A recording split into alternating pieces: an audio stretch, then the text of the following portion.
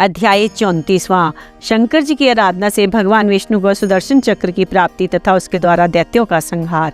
व्यास जी कहते हैं, सूत का ये वचन सुनकर उन मुनीश्वरों ने उनकी भूरी भूरी प्रशंसा करके लोक हित की कामना से इस प्रकार कहा। ऋषि बोले, सूत जी आप सब जानते हैं, इसलिए हम आपसे पूछते हैं, प्रभु हरीश्वर लिंग की महिमा का वर्णन कीजिए। तात हमने पहले सुन रखा था कि भगवान विष्णु ने शिव की आराधना से सुदर्शन चक्र प्राप्त किया था, अतः उस कथा पर भी विशेष रूप से प्रकाश डालिए। सूर्य जी ने कहा, मुनिवरों हरीश्वर लिंग की शुभ की कथा सुनो। भगवान विष्णु ने पूर्व काल में हरीश्वर शिव से ही सुदर्शन चक्र प्राप्त किया था। एक समय की बात है, दैत्य अत्यंत प्रबल होकर लोगों को पीड़ा देने और धर्म का लोप करने लगे। उन महाबली और पराक्रमी दैत्यों से पीड़ित हो देवताओं ने देव रक्षक भगवान विष्णु से अपना सारा दुख कहा। तब श्री हरि कैलाश पर जाकर भगवान शिव की विधि पूर्वक आराधना करने लगे। वे 1000 नामों से शिव की स्तुति करते तथा प्रत्येक नाम पर एक कमल चढ़ाते थे। तब भगवान शंकर ने विष्णु के भक्ति भाव की परीक्षा करने के लिए उनके लाए हुए 1000 कमलों में से एक को छिपा दिया। शिव की माया के कारण घटी हुई इस अद्भुत घटना का भगवान विष्णु को पता नहीं लगा। उन्होंने एक फूल कम जानकर उसकी खोज प्रारंभ की। दृढ़ता पूर्वक उत्तम व्रत का पालन करने वाले श्री हरि ने भगवान शिव की प्रसन्नता के लिए उस एक फूल की प्राप्ति के उद्देश्य से सारी पृथ्वी पर भ्रमण किया, परंतु कहीं भी उन्हें वह फूल नहीं मिला। तब विशुद्ध चेता विष्णु ने एक फूल की पूर्ति के लिए अपने कमल सदृश एक नेत्र को ही निकाल कर चढ़ा दिया। ये देख सबका दुख दूर करने वाले भगवान शंकर बड़े प्रसन्न हुए। वहीं उनके सामने प्रकट हो गए। प्रकट होकर वे श्री हरि से बोले, हरे मैं तुम पर बहुत प्रसन्न हूँ, तुम इच्छा अनुसार वर मांगो, मैं तुम्हें मनोवांछित वस्तु दूंगा। तुम्हारे लिए मुझे कुछ भी अदय नहीं है। विष्णु बोले, नाथ आपके सामने मुझे क्या कहना है, आप अंतर्यामी हैं, अतः सब कुछ जानते हैं, तथापि आपके आदेश का गौरव रखने के लिए कहता हूँ। दैत्यों ने सारे जगत को पीड़ित कर रखा है, सदाशिव हम लोगों को सुख नहीं मिलता। स्वामीन मेरा अपना अस्त्र शस्त्र दैत्यों के वध में काम नहीं देता परमेश्वर, इसलिए मैं आपकी शरण में आया हूँ। सूर्य जी कहते हैं, श्री विष्णु का ये वचन सुनकर देवादिदेव महेश्वर ने तेजो राशि में अपना सुदर्शन चक्र उन्हें दे दिया। उसको पाकर भगवान विष्णु ने उन्हें समस्त प्रबल दैत्यों को उस चक्र के द्वारा बिना परिश्रम के ही संहार कर डाला। इससे सारा जगत स्वस्थ हो गया, देवताओं को भी सुख मिला और अपने लिए उस आयुध को पाकर भगवान विष्णु भी अत्यंत प्रसन्न एवं परम सुखी हो गए। ऋषियों ने पूछा, शिव के वे सहस्त्र नाम कौन कौन हैं, बताइए, जिनसे संतुष्ट होकर महेश्वर ने श्री हरि को चक्र प्रदान किया था। उन नामों के महात्म का भी वर्णन कीजिए। श्री विष्णु के ऊपर शंकर जी की जैसी कृपा हुई थी उसका यथार्थ रूप से प्रतिपादन कीजिए। शुद्ध अंतःकरण वाले उन मुनियों की वैसी बात सुनकर सूत ने शिव के चरणार विंदों का चिंतन करके इस प्रकार कहना आरंभ किया। अध्याय 35वां। अध्याय 36वां। भगवान विष्णु द्वारा पठित शिव सहस्त्र नाम स्तोत्र। सूत जी बोले, मुनिवरों सुनो, जिससे महेश्वर संतुष्ट होते हैं वह शिव सहस्त्र नाम स्तोत्र आज तुम सबको सुना रहा हूँ। भगवान विष्णु ने कहा, कल्याण स्वरूप, भक्तों के पाप ताप हर लेने वाले, सुखदाता, दुख दूर करने वाले, आकाश स्वरूप, पुष्प के समान खिले हुए नेत्र वाले, प्रार्थियों के प्राप्त होने वाले, श्रेष्ठ आचरण वाले, संहारकारी, कल्याण निकेतन, महान ईश्वर, चंद्रमा को शिरोभूषण के रूप में धारण करने वाले, सिर पर चंद्रमा का मुकुट धारण करने वाले, सर्व स्वरूप, विश्व का भरण पोषण करने वाले, श्री विष्णु के भी ईश्वर, वेदांत के सार तत्व सच्चिदानंद में ब्रह्म की साकार मूर्ति, हाथ में कपाल धारण करने वाले, नील, गले में नील और शेष अंगों में लोहित वर्ण वाले, ध्यान के आधार, देश काल और वस्तु की सीमा से अविभाज्य, गौरी अर्थात पार्वती जी के पति, परमथ गणों के स्वामी, जल, अग्नि, वायु, आकाश, सूर्य, चंद्रमा, पृथ्वी और यजमान, इन 8 रूपों वाले, अखिल ब्रह्मांडमय विराट पुरुष, धर्म, अर्थ, काम तथा स्वर्ग की प्राप्ति कराने वाले, ज्ञान से ही अनुभव में आने के योग्य, सुस्थिर बुद्धि वाले, देवताओं के भी आराध्य, सूर्य, चंद्रमा और अग्नि रूप तीनों नेत्रों वाले, लोक के विपरीत स्वभाव वाले देवता, महान देवता, ब्रह्मा आदियों के भी पूजनीय, सब कुछ करने में समर्थ एवं कुशल, स्वामी, कभी विचलित ना होने वाले, जगत स्वरूप, विकट नेत्र वाले, वाणी के अधिपति, पवित्र पुरुषों में भी सबसे श्रेष्ठ, संपूर्ण प्रमाणों में सामंजस्य स्थापित करने वाले, अपनी ध्वजा में वृषभ का चिन्ह धारण करने वाले, वृषभ या धर्म का वाहन बनाने वाले, स्वामी या शासक, पीनाक नाम धनुष करने वाले, खाट के पाई की आकृति का एक आयुध धारण करने वाले, विचित्र वेशधारी, पुराण पुरुषोत्तम, अज्ञान अंधकार को दूर करने वाले, महान योग से संपन्न रक्षक, सृष्टिकर्ता, जटा के भार से युक्त, काल के भी काल, गजासुर के चर्म को वस्त्र के रूप में धारण करने वाले, सौभाग्यशाली, ओंकार स्वरूप अथवा प्रणव के वाच्यार्थ, बंधन रहित, अंतर्यामी आत्मा, सेवन करने योग्य, दुर्वासा नामक मुनि के रूप में अवतीर्ण, 3 माया में असुरों का अस्त्रपुरों का दमन करने वाले, पशुपात आदि दिव्य अस्त्र धारण करने वाले, कार्तिकेय जी के पिता, अपनी प्रकृष्ट महिमा में स्थित रहने वाले, कारण के भी कारण, आदि मध्य और अंत से रहित, कैलाश के अधिपति, पार्वती के पति, कुबेर को अपना बंधु मानने वाले, श्याम सुषमा से सुशोभित कंठ वाले, समस्त लोकों और वर्णों से श्रेष्ठ, कोमल स्वभाव वाले, समाधि अथवा चित्त वृत्तियों के निरोध से अनुभव में आने योग्य, धनुर्धर, कंठ में हलाहल विष का नील चिन्ह धारण करने वाले, परशुधारी, बड़े बड़े नेत्रों वाले, वन में व्याज या किरात के रूप में प्रकट और शूकर के ऊपर बाण चलाने वाले, देवताओं के स्वामी, सूर्य को भी दंड देने वाले, धर्म के आश्रय, क्षमा के उत्पत्ति स्थान, संपूर्ण ऐश्वर्य, धर्म, यश, श्री ज्ञान तथा वैराग्य के आश्रय, भक्त देवता के नेत्र का भेदन करने वाले, संहार काल में भयंकर रूप धारण करने वाले, माया रूप में बंधे हुए पाशबद्ध पशुओं जीवों को तत्व ज्ञान के द्वारा मुक्त करके यथार्थ रूप से उनका पालन करने वाले,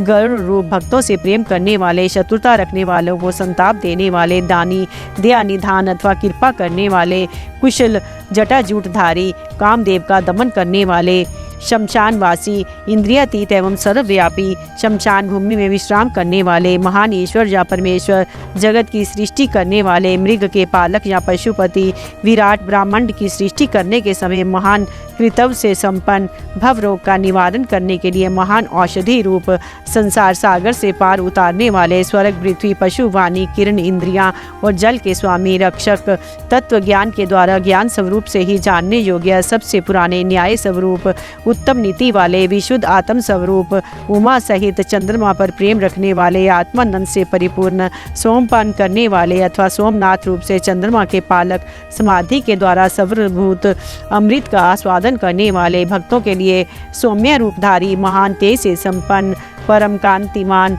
प्रकाश स्वरूप, अमृत रूप, अन्न रूप, सुधापति, अमृत के पालक, जिनके मन में कभी किसी के प्रति शत्रु भाव नहीं पैदा हुआ, ऐसे समदर्शी, प्रकाश स्वरूप, सम्मानीय, अग्नि स्वरूप, जगत के सृष्टा, वेदों के प्रकट करने वाले, ढकनानाद के रूप में चतुर्दश महेश्वर के सूत्रों के प्रणेता, नित्य स्वरूप, सांख्य शास्त्र के प्रणेता, भगवान कपिल आचार्य, अपनी प्रभा से सबको प्रकाशित करने वाले, तीनों लोकों के दृष्टा, हाथ में पिनाक नामक धनुष धारण करने वाले, पृथ्वी के देवता, ब्राह्मण अथवा पार्थिव लिंग रूप, कल्याणदाता, कल्याणकारी, विशुद्ध बुद्धि वाले, विश्व का धन पोषण करने में समर्थ तेज वाले, तेज की सृष्टि करने वाले, सर्वव्यापी, सब में व्याप्त, ब्रह्मा जी के उत्पादक, जगत के सृष्टा, सृष्टि स्वरूप, कनेर के फूल को पसंद करने वाले, त्रिकालदर्शी, कार्तिकेय के छोटे भाई शाक स्वरूप, स्कंद के छोटे भाई विशाख स्वरूप अथवा विशाख नामक ऋषि, वेदवाणी की शाखाओं का विस्तार करने वाले, मंगल में भव रोग का निवारण करने वाले, वैद्यों में सर्वश्रेष्ठ, गंगा के प्रवाह रूप से जल को सिर पर धारण करने वाले, कल्याण स्वरूप, पूर्णतम अथवा व्यापक, ब्राह्मण रूपी भवन के निर्माता, अचंचल अथवा स्थाणु रूप, मन को वश में रखने वाले, शरीर, मन और इंद्रियों से अपनी इच्छा के अनुसार काम लेने वाले, 5 भौतिक रथ का संचालन करने वाले, बुद्धि रूप सारथी, परमत गणों के साथ रहने वाले, गंध स्वरूप, उत्तम कीर्ति वाले, संशय को काट देने वाले, मनुष्यों द्वारा अभिलेषित समस्त कामनाओं के अधिष्ठाता, परम देव, सकाम भक्तों की कामनाओं को पूर्ण करने वाले, अपने श्री अंगों में भस्म रमाने वाले, भस्म के प्रेमी, भस्म पर शयन करने वाले, अपने प्रिय भक्तों को चाहने वाले, परम कमनीय, प्राण वल्लभ रूप, सुमंत तंत्र शास्त्रों के रचयिता, संसार चक्र को भली भांति घुमाने वाले, सर्वत्र विद्यमान होने के कारण जिनका आत्मा कहीं से भी हटा नहीं है, ऐसे धर्म या पुण्य की राशि, निरंतर कल्याणकारी, पाप रहित, 4 भुजाधारी, जिन्हें योगी जन भी बड़ी कठिनाई से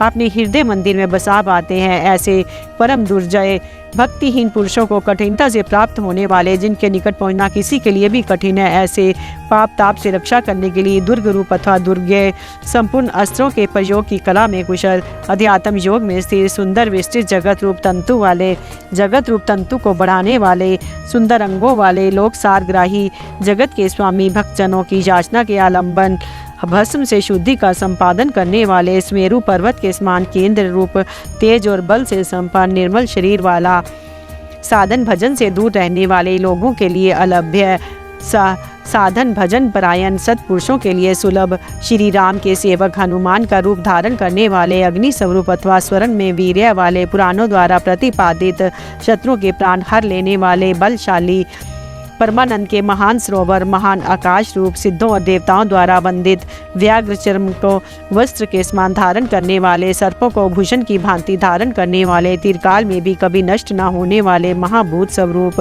सबके महान निवास स्थान, जिनकी आशा कभी विफल ना हो, ऐसे अमोघ संकल्प जिनका क्लेवर कभी नष्ट ना हो, ऐसे नित्य विग्रह, पांचजन्य नामक शंख स्वरूप, वायु स्वरूप अथवा संहारकारी प्रकृति, महतत्व, अहंकार, चक्षु, श्रोत्र, घ्राण, रसना, त्वक, वाक, पानी, पायु, पाद, उपस्थ, मन, शब्द, स्पर्श, रूप, रस, गंध, पृथ्वी, जल, तेज, वायु और आकाश, इन 24 जड़ तत्वों सहित 25वें चेतनता पर पुरुष में व्याप्त, याचकों की इच्छा पूर्ण करने में कल्प वृक्ष रूप, कारण कार्य रूप, नित्य निरंतर चिंतन करने वाले, एक निष्ठ श्रद्धालु भक्त को सुगमता से प्राप्त होने वाले, उत्तम व्रतधारी, शौर्य संपन्न, ब्रह्मा और वेद के प्रादुर्भाव के स्थान, जगत रूपी रतन के उत्पत्ति स्थान, वर्णों और आश्रमों के गुरु, वाणी, ब्रह्मचारी, अंधकासुर आदि शत्रुओं को जीतने वाले, शत्रु को संताप देने वाले, सबके विश्राम स्थान, जन्म मरण के कष्ट को मूलोच्छेद करने वाले, प्रलय काल में प्रजा को क्षीण करने वाले, ज्ञानी,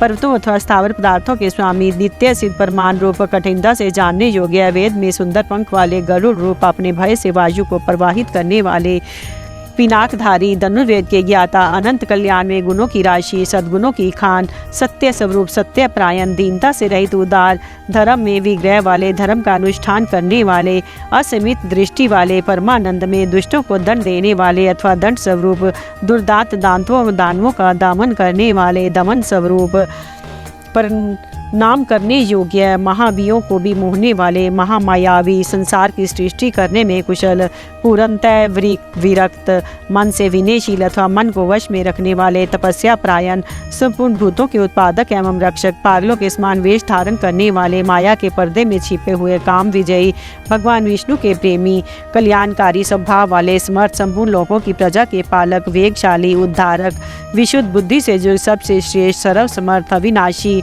समस्त लोगों की रक्षा करने वाले, अंतर्जामी आत्मा अथवा अदृश्य स्वरूप वाले, कल्प के आदिकरण, कमल के समान नेत्र वाले, वेदों और शास्त्रों के अर्थ एवं तत्व को जानने वाले, नियंत्रण रहित, सबके सुनिश्चित आश्रय स्थान, चंद्रमा रूप से आह्लादकारी, सबकी उत्पत्ति के हेतुभूत सूर्य, शनेश्चर रूप, केतु नामक ग्रह स्वरूप, सुंदर शरीर वाले, मूंगे की सी लाल कांति वाले, भक्ति के द्वारा भक्त के वश में होने वाले, परमात्मा, मृग रूपधारी, जग पर बाण चलाने वाले, पाप रहित, कैलाश आदि पर्वत स्वरूप, कैलाश और मंदिर आदि पर्वतों पर निवास करने वाले, सबके प्रियतम, पारब्रह्म परमेश्वर, समस्त संसार के गुरु, संपूर्ण कर्मों के आश्रय स्थान, सदा प्रसन्न, मंगलकारी, मंगलकारणी शक्ति से संयुक्त, महान तपस्वी, दीर्घ काल तक तप करने वाले, अत्यंत स्थूल, अति प्राचीन एवं अत्यंत स्थिर, दिन एवं संवत्सर आदि काल रूप से स्थित, अंश काल स्वरूप, व्यापकता स्वरूप, प्रत्यक्ष आदि प्रमाण स्वरूप, उत्कृष्ट तपस्या स्वरूप, संवत्सर आदि काल विभाग के उत्पादक, वेद और आदि मंत्रों से प्रत्यक्ष होने योग्य, सबके साक्षी, अजन्मा, सबके शासक, सिद्धियों के आश्रय, श्रेष्ठ वीर्य वाले, प्रमथ गणों की महती सेना से संपन्न, सुयोग्य योगी, महान तेज से संपन्न, सिद्धि समस्त साधनों के फल, सब भूतों के आदिकरण, इंद्रियों की ग्रहण शक्ति के अविष्य, सब भूतों के वासस्थान, उदार मन वाले, सत्य स्वरूप, समस्त पापों का अपहरण करने के कारण, हर नाम से प्रसिद्ध, उत्तम कीर्ति से सुशोभित होने वाले, विभूति स्वरूपा, उमा से संपन्न, वेद रूप अंगों वाले, वेदों का विचार करने वाले, मननशील मुनि, एक रस प्रकाश स्वरूप, ज्ञानियों द्वारा भोगने योग्य, अमृत स्वरूप, पुरुष रूप से उपभोग करने वाले, भगवान विश्वनाथ, अजितेंद्रिय पुरुषों द्वारा जिनकी आराधना अत्यंत कठिन है, ऐसे सनातन अमृत स्वरूप, शांति में हाथ में बाण धारण करने वाले, प्रतापी वीर, कमंडल धारण करने वाले, पिनाकधारी, मन और वाणी के अविषय, इंद्रियातीत एवं महामायावी, सबके वासस्थान, चारों पुरुषार्थों की सिद्धि के एकमात्र मार्ग, बरले के समय सबको काल से संयुक्त करने वाले, गंभीर शब्द करने वाले अथवा अनाहत नाद रूप, महान उत्साह और बल से संपन्न, श्रेष्ठ बुद्धि वाले, अनंत पराक्रमी, भूत गणों के साथ विचरने वाले, त्रिपुर संहारक, रात्रि में विचरण करने वाले, प्रेतचारी, प्रेतों के साथ भ्रमण करने वाले, अनंत शक्तियों श्रेष्ठ कांति से संपन्न, अनिवर्चनीय स्वरूप वाले, ऐश्वर्यवान, सबके लिए अविचार्य मनोगति वाले, बहुज्ञ अथवा सर्वज्ञ, बड़ी से बड़ी माया भी जिन पर प्रभाव नहीं डाल सकती, ऐसे मन को वश में रखने वाले, ध्रुव और अध्रुव रूप, ओज, तेज तथा ज्ञान की दीप्ति को धारण करने वाले, सबके उत्पादक, सबके शासक, नृत्य के प्रेमी, प्रतिदिन तांडव नृत्य करने वाले, प्रकाश स्वरूप, सूर्य आदि को भी प्रकाश देने वाले, ओंकार रूप स्पष्ट अक्षर वाले, ज्ञानवान, ऋक, साम और यजुर्वेद के मंत्र स्वरूप, सबके प्रति समान भाव रखने वाले, संसार सागर से पार होने के लिए नौका रूप, युग आदि का आरंभ करने वाले तथा चारों युगों को चक्र की तरह घुमाने वाले, गंभीर्य से युक्त नंदी नामक वृषभ पर सवार होने वाले, परमानंद स्वरूप होने से सर्वप्रिय, संपूर्ण विशेषणों से रहित, शिष्ट पुरुषों के इष्ट देव, अन्यायी चित्त से निरंतर स्मरण करने वाले, भक्तों के लिए सुगमता से प्राप्त होने योग्य, सार तत्व की खोज करने वाले, तीर्थ स्वरूप, तीर्थ नामधारी अथवा जिनका नाम भव सागर से पार लगाने वाला है, ऐसे तीर्थ सेवन से अपने स्वरूप का दर्शन कराने वाले अथवा गुरु कृपा से प्रत्यक्ष होने वाले, चरणोदक स्वरूप, तीर्थ को देने वाले, जल के निधान, समुद्र रूप, उपादान कारण रूप से सब भूतों के आश्रय अथवा जगत रूप प्रपंच के अधिष्ठान, जिनको जीतना कठिन है, ऐसे विजय के अवसर को समझने वाले, अपनी महिमा में स्थित प्रमाणों के ज्ञाता, स्वरण में कवच धारण करने वाले, श्री हरि स्वरूप, संसार बंधन से सदा के लिए छुड़ा देने वाले, देव समुदाय रूप, संपूर्ण विद्याओं के स्वामी, बिंदु रूप प्रणव के आश्रय, बालक का रूप धारण करने वाले, बल से उन्मत्त ना होने वाले, विकार रहित, दुर्बोध स्वरूप, माया से अपने यथार्थ स्वरूप को छिपा कर रखने वाले, संसार की उत्पत्ति के सबसे बड़े साधन, जगत के उपादान और निमित्त कारण, सबके रचयिता, संपूर्ण बंधनों से छुड़ाने वाले, निश्चयात्मक ज्ञान स्वरूप, संपूर्ण जगत की व्यवस्था करने वाले, ध्रुव आदि भक्तों को अविचल स्थिति प्रदान करने वाले, हिरण्य गर्भ रूप से जगत की आदि में प्रकट होने वाले, श्रेष्ठ वस्तु प्रदान करने वाले अथवा जिज्ञासुओं को गुरु की प्राप्ति कराने वाले, सुंदर स्वरूप वाले, भेद रहित, सत्य स्वरूप, आत्मा में प्रतिष्ठित, वीर शिरोमणि, वीरभद्र नामक गणाध्यक्ष, वीर आसन से बैठने वाले, अखिल ब्राह्मण स्वरूप, वीरों में श्रेष्ठ, विद्वान, विज्ञानानंद स्वरूप, मस्तक पर गंगा जी को धारण करने वाले, आज्ञा का पालन करने वाले, त्रिशूलधारी, तेजोमयी किरणों से व्याप्त, भगवती शिवा के आश्रय, बालखिलिया ऋषि रूप, महान धनुर्धर सूर्य रूप, लौकिक विषयों की चर्चा ना सुनने वाले, आकाशचारी, परम सुंदर, सबके लिए सुंदर आश्रय रूप, ब्राह्मणों के परम हितैषी, अमृत कलश के रक्षक, कुशिक वंशीय इंद्र स्वरूप, प्रकाश किरणों से युक्त, समस्त प्राणियों के लय के स्थान, समस्त कामनाओं को सिद्ध करने वाले, ललाट में तीसरा नेत्र धारण करने वाले, जगत स्वरूप, सार तत्व रूप, संसार को चक्र को धारण करने वाले, जिनका दंड कभी व्यर्थ नहीं जाता, ऐसे उदासीन, स्वरण अथवा तेजस स्वरूप, ब्रह्म तेज से संपन्न, मोक्ष रूप उत्कृष्ट अर्थ की प्राप्ति कराने वाले, महामायावी, कल्याणप्रद, व्याघ्र के समान भयानक नेत्रों वाले, दीप्ति रूप, ब्रह्म स्वरूप, सर्वलोक में बंधु के समान सुखद, वाणी के अधिपति, दिन के स्वामी, सूर्य रूप, समस्त रसों का शोषण करने वाले, विविध प्रकार से प्रकाश फैलाने वाले, स्वामी कार्तिकेय रूप, सब पर शासन करने वाले, सूर्य कुमार यम, अष्टांग योग स्वरूप तथा ऊर्ध्व काल में फैली हुई कीर्ति से युक्त, भक्तजनों पर प्रेम रखने वाले, दूसरों पर विजय पाने वाले, कैलाश के स्वामी, कमनीय अथवा कांतिमान, समस्त जगत को उत्पन्न करने वाले, सूर्य रूप नेत्र वाले, विद्वानों में सर्वश्रेष्ठ परम विद्वान, सब प्रकार के भय से रहित, विश्व भरता, जगत का भरण पोषण करने वाले, जिन्हें कोई रोक नहीं सकता, ऐसे सत्य स्वरूप, सुनिश्चित रूप से कल्याणकारी, जिनके नाम गुण महिमा और स्वरूप के श्रवण तथा कीर्तन परम पावन है, ऐसे सर्वव्यापी होने के कारण दूर की बात सुन लेने वाले, भक्तजनों के सब अपराधों को कृपा पूर्वक सह लेने वाले, ध्यान करने योग्य, चिंतन करने मात्र से बुरे स्वप्नों का नाश करने वाले, संसार सागर से पार उतारने वाले, पापों का नाश करने वाले, जानने के योग्य, जिनके वेग को सहन करना दूसरों के लिए अत्यंत कठिन है, ऐसे संसार बंधन से रहित अथवा अजन्मा, जिनका कोई आदि नहीं है, ऐसे सब के कारण स्वरूप, भूरलोक और भूवरलोक की शोभा, मुकुटधारी, देवताओं के स्वामी, विश्वगोप्ता, जगत के रक्षक, संसार की सृष्टि करने वाले, श्रेष्ठ वीर, सुंदर बाजूबंद धारण करने वाले, प्राणी मात्र को जन्म देने वाले, जन्म लेने और बालों के जन्म के मूल कारण, सदा नीति परायण, प्रसन्न, सबके स्वामी, मन और इंद्रियों को अत्यंत वश में रखने वाले अथवा वशिष्ठ ऋषि रूप, दृष्टा अथवा कश्यप मुनि रूप, प्रकाशमान अथवा सूर्य रूप, दुष्टों को भय देने वाले अतिशय भयदायक पराक्रम से युक्त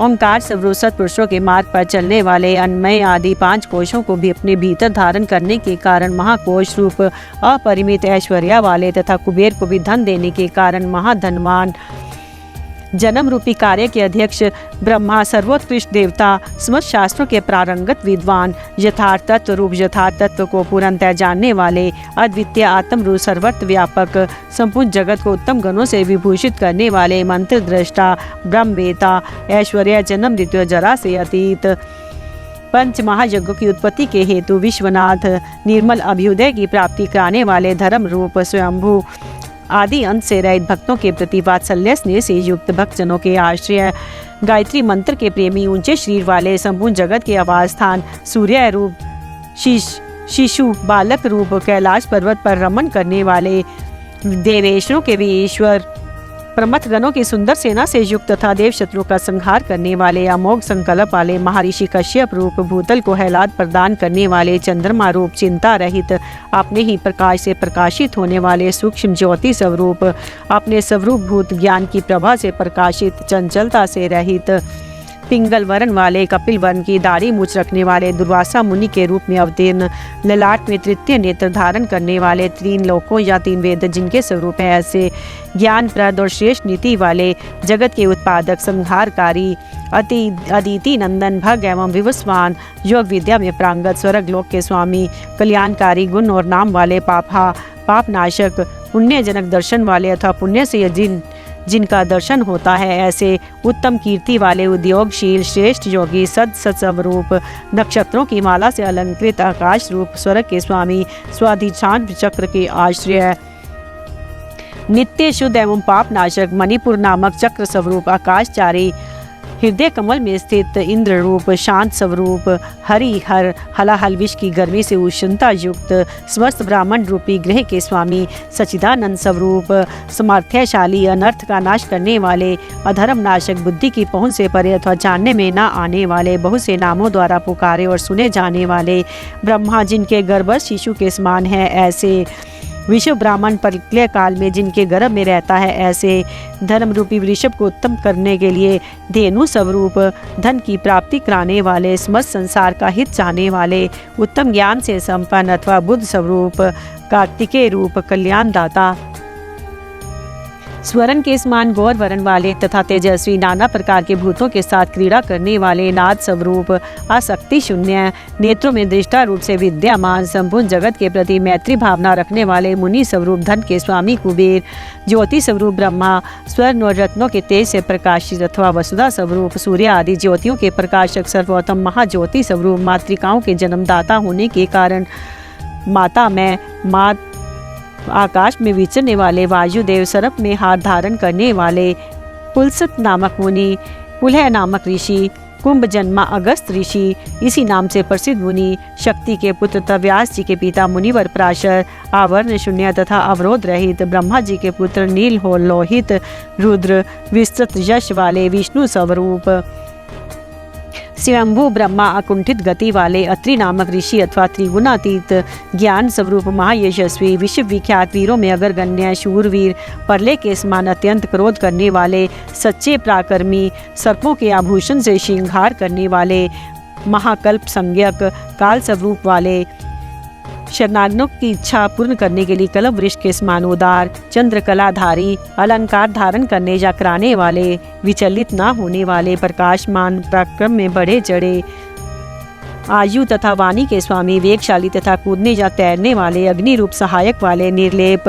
प्रेमी भक्तों के घर पर अतिथि की भांति उपस्थित हो उनका सत्कार करने वाले, इंद्र का मान मर्दन करने वाले, वृक्षों पर या वृक्षों के नीचे आसन लगाने वाले, यश रूपी धन से संपन्न, अग्नि स्वरूप, सूर्य रूप से प्रचंड ताप देने वाले, परले काल में विश्व ब्राह्मण को अपना ग्रास बना लेने वाले, जपने योग्य नाम वाले, बुढ़ापा आदि दोषों का निवारण करने वाले, लोहित वर्ण वाले, अग्नि रूप, विशाल अश्व वाले, आकाश की उत्पत्ति के स्थान, सुंदर शरीर वाले, अज्ञान अंधकार नाशक, तपने वाले, ग्रीष्म रूप, बादलों से उपलक्षित वर्षा रूप, सुंदर नेत्रों वाले, त्रिपुर रूप, शत्रु नगरी पर विजय पाने वाले, सुखदायक वायु को प्रकट करने वाले शरत काल रूप, जिसमें उन अन्न का सुंदर रूप से परिपाक होता वे हेमंत काल रूप, सुगंधित मल्य या नील से युक्त शिशिर ऋतु रूप, चैत्र विशाख इन 2 मासों से युक्त वसंत रूप, ग्रीष्म ऋतु रूप, भद्र पद मास रूप, धान और आदि के बीजों की प्राप्ति कराने वाला शरत काल,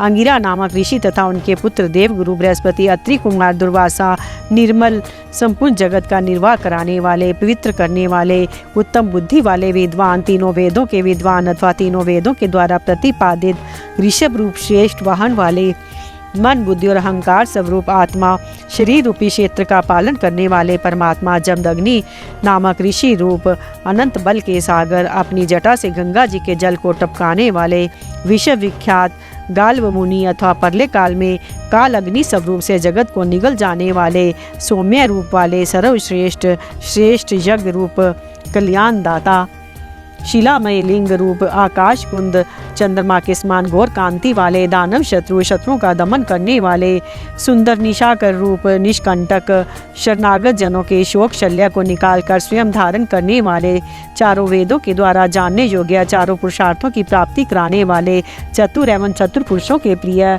वेद स्वरूप, अक्षर सामान्य, विशिव सूत्र रूप, तीर्थों के देवता और शिवालय रूप, अनेक रूप वाले, विराट रूपधारी, चर और अचर संपूर्ण रूप वाले, न्यायकर्ता और न्यायशील, न्याय युक्त आचरण से प्राप्त होने योग्य, निर्मल, सहस्त्रों सिर वाले, देवताओं के स्वामी, विपक्षी योद्धाओं के संपूर्ण शस्त्रों को नष्ट कर देने वाले, मुंडे हुए सिर वाले सन्यासी, विविध रूप वाले, विक्रमशील, दंडधारी, मन और इंद्रियों को दमन करने वाले, गुणों में सबसे श्रेष्ठ, नेत्र वाले, नीलकंठ, निरोग, सहस्त्र भुजाओं से युक्त सर्वेश, सबके स्वामी, शरणागत, हितैषी, संपूर्ण लोकों को धारण करने वाले, कमल के आसन पर विराजमान, परम प्रकाश स्वरूप, परंपरागत फल की प्राप्ति कराने वाले, अपनी नाभि से कमल को प्रकट करने वाले, विष्णु रूप, विराट ब्रह्मांड को गर्भ में धारण करने के कारण महान गर्भ वाले, संपूर्ण जगत को अपने उदर में धारण करने वाले, चतुर, कारण और कार्य के ज्ञाता, अभीष्ट वर देने वाले, वर्णीय अथवा श्रेष्ठ, डमरू का गंभीर नाद करने वाले, देवताओं तथा असुरों के गुरुदेव एवं आराध्य, देवताओं तथा असुरों से वंदित, देवता तथा असुर दोनों के बड़े मित्र, देवताओं और असुरों के महान ईश्वर, देवताओं और असुरों के शासक, अलौकिक स्वरूप वाले, देवताओं और असुरों के महान आश्रय, देवताओं के लिए भी देवता रूप, चित्त की सीमा से परे विद्यमान, देवाधिदेव ब्रह्मा जी से रुद्र में उत्पन्न, सत पदार्थों की उत्पत्ति के हेतु असुरों का विनाश करने के लिए व्याघ्र रूप, देवताओं में श्रेष्ठ सूर्य रूप, देवताओं के नायकों में सर्वश्रेष्ठ, संपूर्ण श्रेष्ठ, देवताओं के भी शिरोमणि, कल्याण में शिव तत्व के विचार में तत्पर, अनिमा आदि विभूतियों से संपन्न, कुमार कार्तिकेय के निवास भूत श्री शैल नामक पर्वत से प्रेम करने वाले, वज्रधारी, इंद्र रूप, शत्रुओं को मार गिराने में जिनकी तलवार कभी असफल नहीं होती, ऐसे शर्ब रूप से नरसिंह को धाराशायी करने वाले, भगवती उमा के प्रेम की परीक्षा लेने के लिए ब्रह्मचारी रूप से प्रकट, समस्त लोकों में विचरने वाले, धर्म का आचरण करने वाले, धन के अधिपति कुबेर, नंदी नामक गण, इसी नाम से प्रसिद्ध विषव, अंत रहित, दिगंबर रहने का व्रत धारण करने वाले, नित्य शुद्ध, लिंग देह के दृष्टा, देवताओं के अधिपति, योगेश्वर, युग के निर्वाहक, आत्म विचार रूप, धर्म में स्थित अथवा सर्व धर्म परायण, स्वर्ग लोक में स्थित, स्वर्ग लोक में जिनके यश का गान किया जाता है, ऐसे 7 प्रकार के स्वरों से युक्त ध्वनि वाले, बानासुर के स्वामी अथवा बाणलिंग, नर्मदेश्वर, अधिदेवता रूप में स्थित, बीज के उत्पादक, धर्म के पालक और उत्पादक, माया में रूपधारी, लोभ रहित, सबके प्रयोजन को जानने वाले, कल्याण निकेतन शिव, सर्वभूत महेश्वर, संपूर्ण प्राणियों के परमेश्वर, शमशान निवासी, त्रिनेत्रधारी, धर्म मर्यादा के पालक, अनुपम रूप वाले, अलौकिक एवं सुस्पष्ट प्रकाश से युक्त, त्रिनेत्रधारी अथवा त्र्यंबकम नामक ज्योतिर्लिंग, नागहार से विभूषित, अंधकासुर का वध करने वाले, दक्ष के यज्ञ का विध्वंस करने वाले, यज्ञ में विष्णु का गला काटने वाले, दोष रहित, अविनाशी गुणों से संपन्न, दक्ष द्रोही, पुषा देवता के दांत तोड़ने वाले, जटा के भार से विभूषित, खंडित परशु वाले, साकार एवं निराकार परमात्मा, पाप के स्पर्श से शून्य, काल के प्रभाव से रहित, सबके आधार, श्वेत कांति वाले, सुखदायक एवं तांडव नृत्यकारी, सर्वव्यापक पार ब्रह्म परमात्मा, भक्तों की अभिलाषा पूर्ण करने वाले, परम पवित्र सुंदर कुमार हैं, जिनके ऐसे सुंदर नेत्र वाले, सामगान के प्रेमी, क्रूरता रहित, पवित्र कीर्ति वाले, रोग शोक से रहित, मन के समान वेगशाली, तीर्थों के निर्माता, जटाधारी, सबके प्राणेश्वर, प्रलय काल में सबके जीवन का अंत करने वाले, सनातन स्वरण में वीर्य वाले, धनदाता, सत्पुरुषों के आश्रय, शुभ कर्म करने वाले, सिद्धि स्वरूप, सत्पुरुषों के जन्मदाता, दुष्टों के लिए कंटक रूप, कलाधारी, महाकाल नामक ज्योतिर्लिंग स्वरूप अथवा काल के विकाल होने से महाकाल, सत्यनिष्ठ, सब लोगों का सौंदर्य प्रदान करने वाले, लोकातुर सुख के आश्रय, सोमनाथ रूप से चंद्रमा को जीवन प्रदान करने वाले, सर्वशासक शिव, स्वस्थ संसार में अव्यक्त रूप से व्यापक महेश्वर, संपूर्ण लोकों के बंधु एवं रक्षक, उपकार को पालने वाले, मानने वाले, उत्तम यश से विभूषित, विनाश रहित, अविनाशी, प्रजापति दक्ष का अंत करने वाले, संपूर्ण शस्त्रधारियों में श्रेष्ठ, तेजस्वी और कांतिमान, संपूर्ण जगत के लिए अग्रगण्य देवता अथवा जगत को आगे बढ़ाने वाले, अत्यंत सूक्ष्म पवित्र मुस्कान वाले, हर्ष भरे हृदय वाले, जिन पर विजय पाना अत्यंत कठिन है, ऐसे दुर्लंघ्य विश्व तेजों में विश्वनाथ, आकार रहित परमात्मा, जल के स्वामी, तुम्बी की वीणा बजाने वाले, संहार के समान महान क्रोध करने वाले, विशोक शोक रहित शोक का नाश करने वाले, तीनों लोकों का पालन करने वाले, त्रिभुवन के स्वामी, सबकी शुद्धि कराने वाले, इंद्रियों और उनके विषयों से अतीत अव्यक्त लक्षण वाले देवता, स्थूल सूक्ष्म रूप,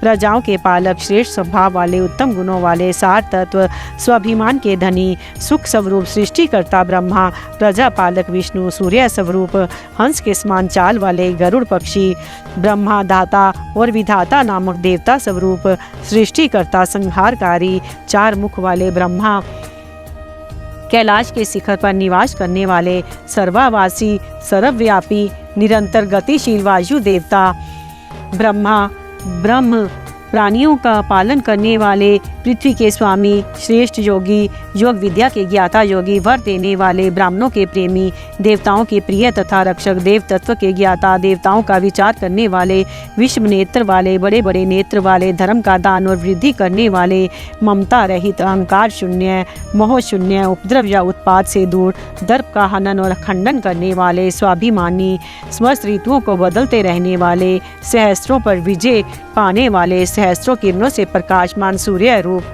स्नेहयुक्त स्वभाव वाले तथा उदार, भूत भविष्य और वर्तमान के स्वामी, सबकी उत्पत्ति के कारण दुष्टों के ऐश्वर्य का नाश करने वाले, परम पुरुषार्थ रूप, प्रयोजन रहित, अनंत धन राशि के स्वामी, प्राय कार्य को सिद्ध करने की कला के एकमात्र विद्वान, कंटक रहित, नित्य सिद्ध आदन स्वरूप, स्वयं कपट रहित होकर दूसरे के कपट को नष्ट करने वाले, सत्वगुण से युक्त, सत्वनिष्ठ, सत्य कीर्ति वाले, जीवों के प्रति स्नेह के कारण विभिन्न आगमों का प्रकाश में लाने वाले, सुस्थिर गुणों का आदर करने वाले, अनेक रूप होकर अनेक प्रकार के कर्म करने वाले, अत्यंत प्रसन्न, सुंदर मुख वाले, स्थूल भाव से रहित, सुंदर हाथ वाले, मलयानिल के समान सुखद, नंदी की पीठ पर सवार होने वाले, उत्तरदायित्व का भार वहन करने में समर्थ, भक्तों के सामने प्रकट होने वाले अथवा ज्ञानियों के सामने नित्य प्रकट, प्रेम बढ़ाने वाले, किसी से परास्त ना होने वाले, संपूर्ण सत्वगणों के आश्रय अथवा समस्त प्राणियों की उत्पत्ति के हेतु गोलोक की प्राप्ति कराने वाले, सत्व स्वरूप, धर्म में वृषभ से वाहन का काम लेने वाले, आधार रहित, अपने आप में ही स्थित, नित्य सिद्ध, पवित्र शरीर वाले, सुयश के धनी, वराह को मारकर उसके दाढ़ रूपी श्रृंगों को धारण करने के कारण श्रृंगी नाम से प्रसिद्ध, बलवान, शक्तिशाली, अद्वितीय नेता, वेदों को प्रकाशित करने वाले, वेद ज्ञान से संपन्न, सबके एकमात्र सहायक, अनेक प्रकार के पदार्थों की सृष्टि करने वाले, श्री वत्सधारी, विष्णु के लिए मंगलकारी, शांत एवं मंगल रूप, सर्वत्र संभाव रखने वाले, यश स्वरूप, पृथ्वी पर शयन करने वाले, सबको विभूषित करने वाले, कल्याण स्वरूप, प्राणियों की सृष्टि करने वाले, भूतों के उत्पादक, कंपित न होने वाले, भक्ति स्वरूप, काल नाशक, नील और लोहित वर्ण वाले, सत्य व्रतधारी एवं महान त्यागी, निरित्र शांत, निरंतर शांत, परोपकारी, वर्ती एवं अभीष्ट वरदाता, वैराग्यवान, विज्ञानवान, शुभ देने और करने वाले, स्वयं शुभ स्वरूप होने के कारण शुभ नामधारी, याचना रहित, निर्गुण, दृष्टा एवं कर्तव्य रहित, स्वर्ण के समान, कांतिमान, सब भावतः कल्याणकारी, शत्रुनाशक, विघ्नों का निवारण करने वाले, मोर पंख कवच और त्रिशूल धारण करने वाले, जटा मुंड माला और कवच धारण करने वाले, मृत्यु रहित सर्वज्ञों में श्रेष्ठ, तेज पुंज महामणि कौस्तुभ आदि रूप, असंख्य नाम रूप और गुणों से युक्त होने के कारण किसी द्वारा मापे ना जा सकने वाले, पराक्रमी एवं पराक्रम के ज्ञाता, जानने योग्य, दीर्घ काल तक सती के वियोग में अथवा विशिष्ट योग की साधना में संलग्न हुए मन वाले, भूत और भविष्य की ज्ञाता, मुनीश्वर रूप, सर्वोत्तम एवं दुर्जय, जिनका दर्शन मनोहर एवं प्रिय लगता है, ऐसे देवताओं के ईश्वर, आश्रयदाता, सर्व स्वरूप, प्रणव रूप तथा सत्पुरुषों के आश्रय, काल जिनका सहायक है, ऐसे काल के भी काल, वासुकी नाग को अपने हाथ में कंगन के समान धारण करने वाले, महाधनुधर, पृथ्वी पालक, कलंक शून्य, गंधन रहित, आकाश में मणि के समान प्रकाशमान तथा भक्तों को भवसागर से तारने के लिए नौका रूप सूर्य, कृत्य, सिद्धिदाता और सिद्धि के साधक, सब ओर से माया द्वारा आवृत, स्तुति के योग्य, चौड़ी छाती वाले, बड़ी बाँ वाले, सबकी उत्पत्ति के स्थान, निर्भय, नर नारायण के प्रेमी अथवा प्रियतम, निर्लेपो, दोष संपर्क से रहित तथा जगत प्रपंच से अतीत स्वरूप वाले, विशिष्ट अंग वाले, प्राणियों के प्राकट्य में हेतु, यज्ञ आदि कर्मों में होने वाले, अंग वैगुण्य का नाश करने वाले, स्तुति के योग्य, स्तुति के प्रेमी, व्यास स्वरूप, अंकुश रहित स्वतंत्र, मोक्ष प्राप्ति के निर्दोष उपाय रूप, विद्याओं के सागर, ब्रह्मानंद रस के प्रेमी, प्रशांत बुद्धि, शांत बुद्धि वाले, शोभा नाश से रहित, भक्तों का संग्रह करने वाले, सत मनोहर, व्याघ्र चरमधारी, ब्रह्मा जी के स्वामी, शाकल्य ऋषि रूप, रात्रि के स्वामी, चंद्रमा रूप, परमार्थ तत्व का उपदेश देने वाले, ज्ञानी गुरु, दत्तात्रेय रूप, शरणार्थों पर दया करने वाले, उमा सहित भक्ति रस के ज्ञाता, प्रेम रस प्रदान करने वाले, समस्त प्राणियों को सहारा देने वाले, इस प्रकार श्री हरि प्रतिदिन सहस्त्र नामों द्वारा भगवान शिव की स्तुति, सहस्त्र कमलों द्वारा उनका पूजन एवं प्रार्थना किया करते थे।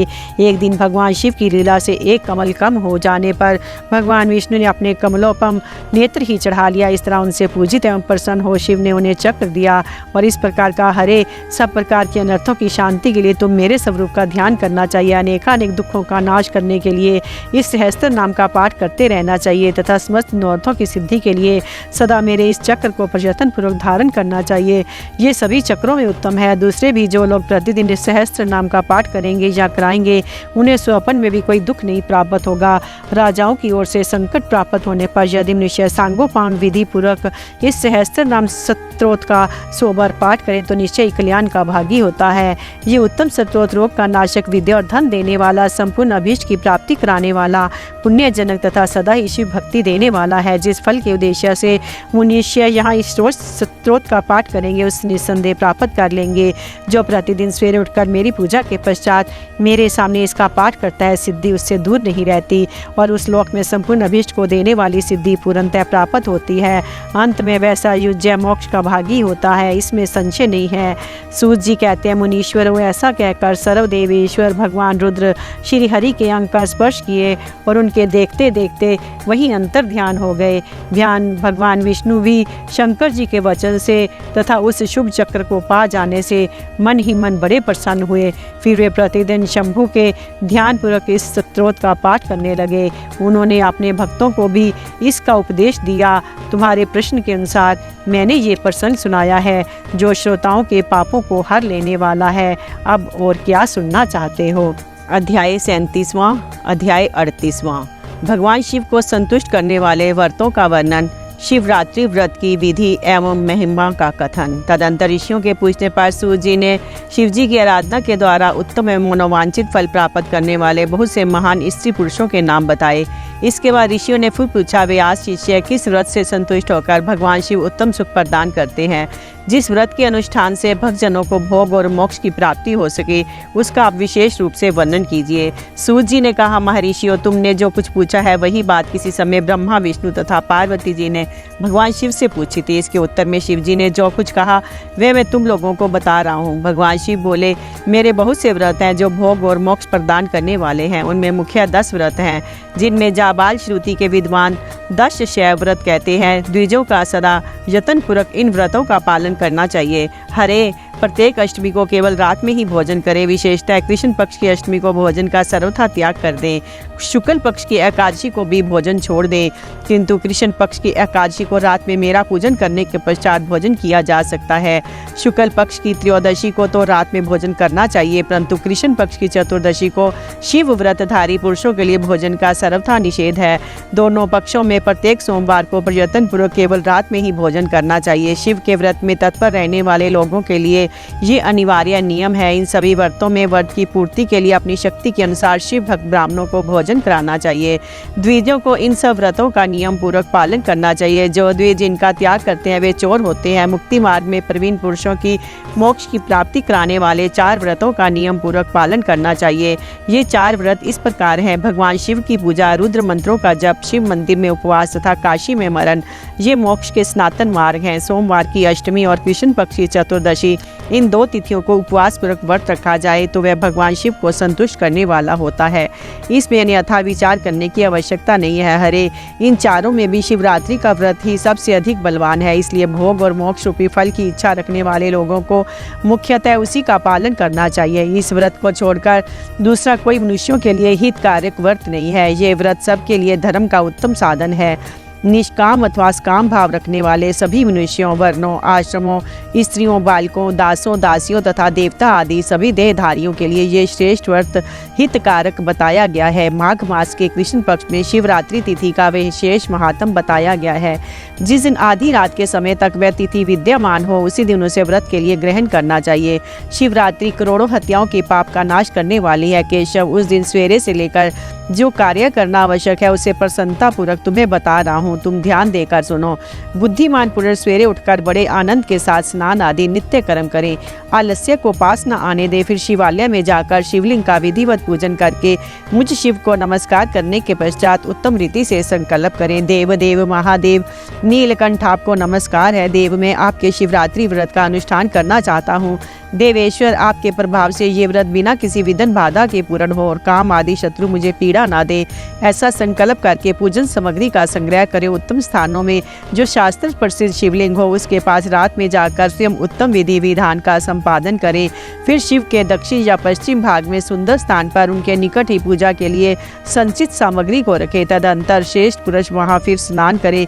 स्नान के बाद सुंदर वस्त्र और उपवस्त्र धारण करके 3 बार आचमन करने के पश्चात पूजन आरंभ करें। जिस मंत्र के लिए जो द्रव्य नियत हो उस मंत्र को पढ़कर उसी द्रव्य के द्वारा पूजा करनी चाहिए। बिना मंत्र के महादेव जी की पूजा नहीं करनी चाहिए। गीत, वाद्य, नृत्य आदि के साथ भक्ति भाव से संपन्न हो। रात्रि के प्रथम पहर में पूजन करके विद्वान पुरुष मंत्र का जप करे। यदि मंत्रज्ञ पुरुष उस समय श्रेष्ठ पार्थिव लिंग का निर्माण करे तो नित्य कर्म करने के पश्चात पार्थिव लिंग का ही पूजन करें। पहले पार्थिव बनाकर पीछे उसकी विधिवत स्थापना करें। फिर पूजन के पश्चात नाना प्रकार के स्तोत्रों द्वारा भगवान श्री ऋषभ ध्वज को संतुष्ट करें। बुद्धिमान पुरुष को चाहिए कि उस समय शिवरात्रि व्रत के महात्म का पाठ करें। श्रेष्ठ भक्त अपने व्रत की पूर्ति के लिए उस महात्म को श्रद्धापूर्वक सुने। रात्रि के चारों पहर में 4 पार्थिव लिंग का निर्माण करके आवाहन से लेकर विसर्जन तक क्रमशः उनकी पूजा करें और बड़े उत्सव के साथ प्रसन्नता पूर्वक जागरण करें। प्रातःकाल स्नान करके पुनः वहाँ पार्थिव शिव का स्थापन और पूजन करें। इस व्रत को पूरा करके हाथ जोड़ मस्तक झुकाकर बारंबार नमस्कार पूर्वक भगवान शंभु से इस प्रकार प्रार्थना करें। प्रार्थना एवं विसर्जन। महादेव, आपकी आज्ञा से मैंने जो व्रत ग्रहण किया था स्वामीन वह परम उत्तम व्रत पूर्ण हो गया, अतः अब उसका विसर्जन करता हूँ। देवेश्वर शव, यथाशक्ति किए गए इस व्रत से आप मुझ पर कृपा करके संतुष्ट हो। तत्पश्चात शिव को पुष्पांजलि समर्पित करके विधि पूर्वक दान दे। फिर शिव को नमस्कार करके व्रत संबंधी नियम का विसर्जन कर दे।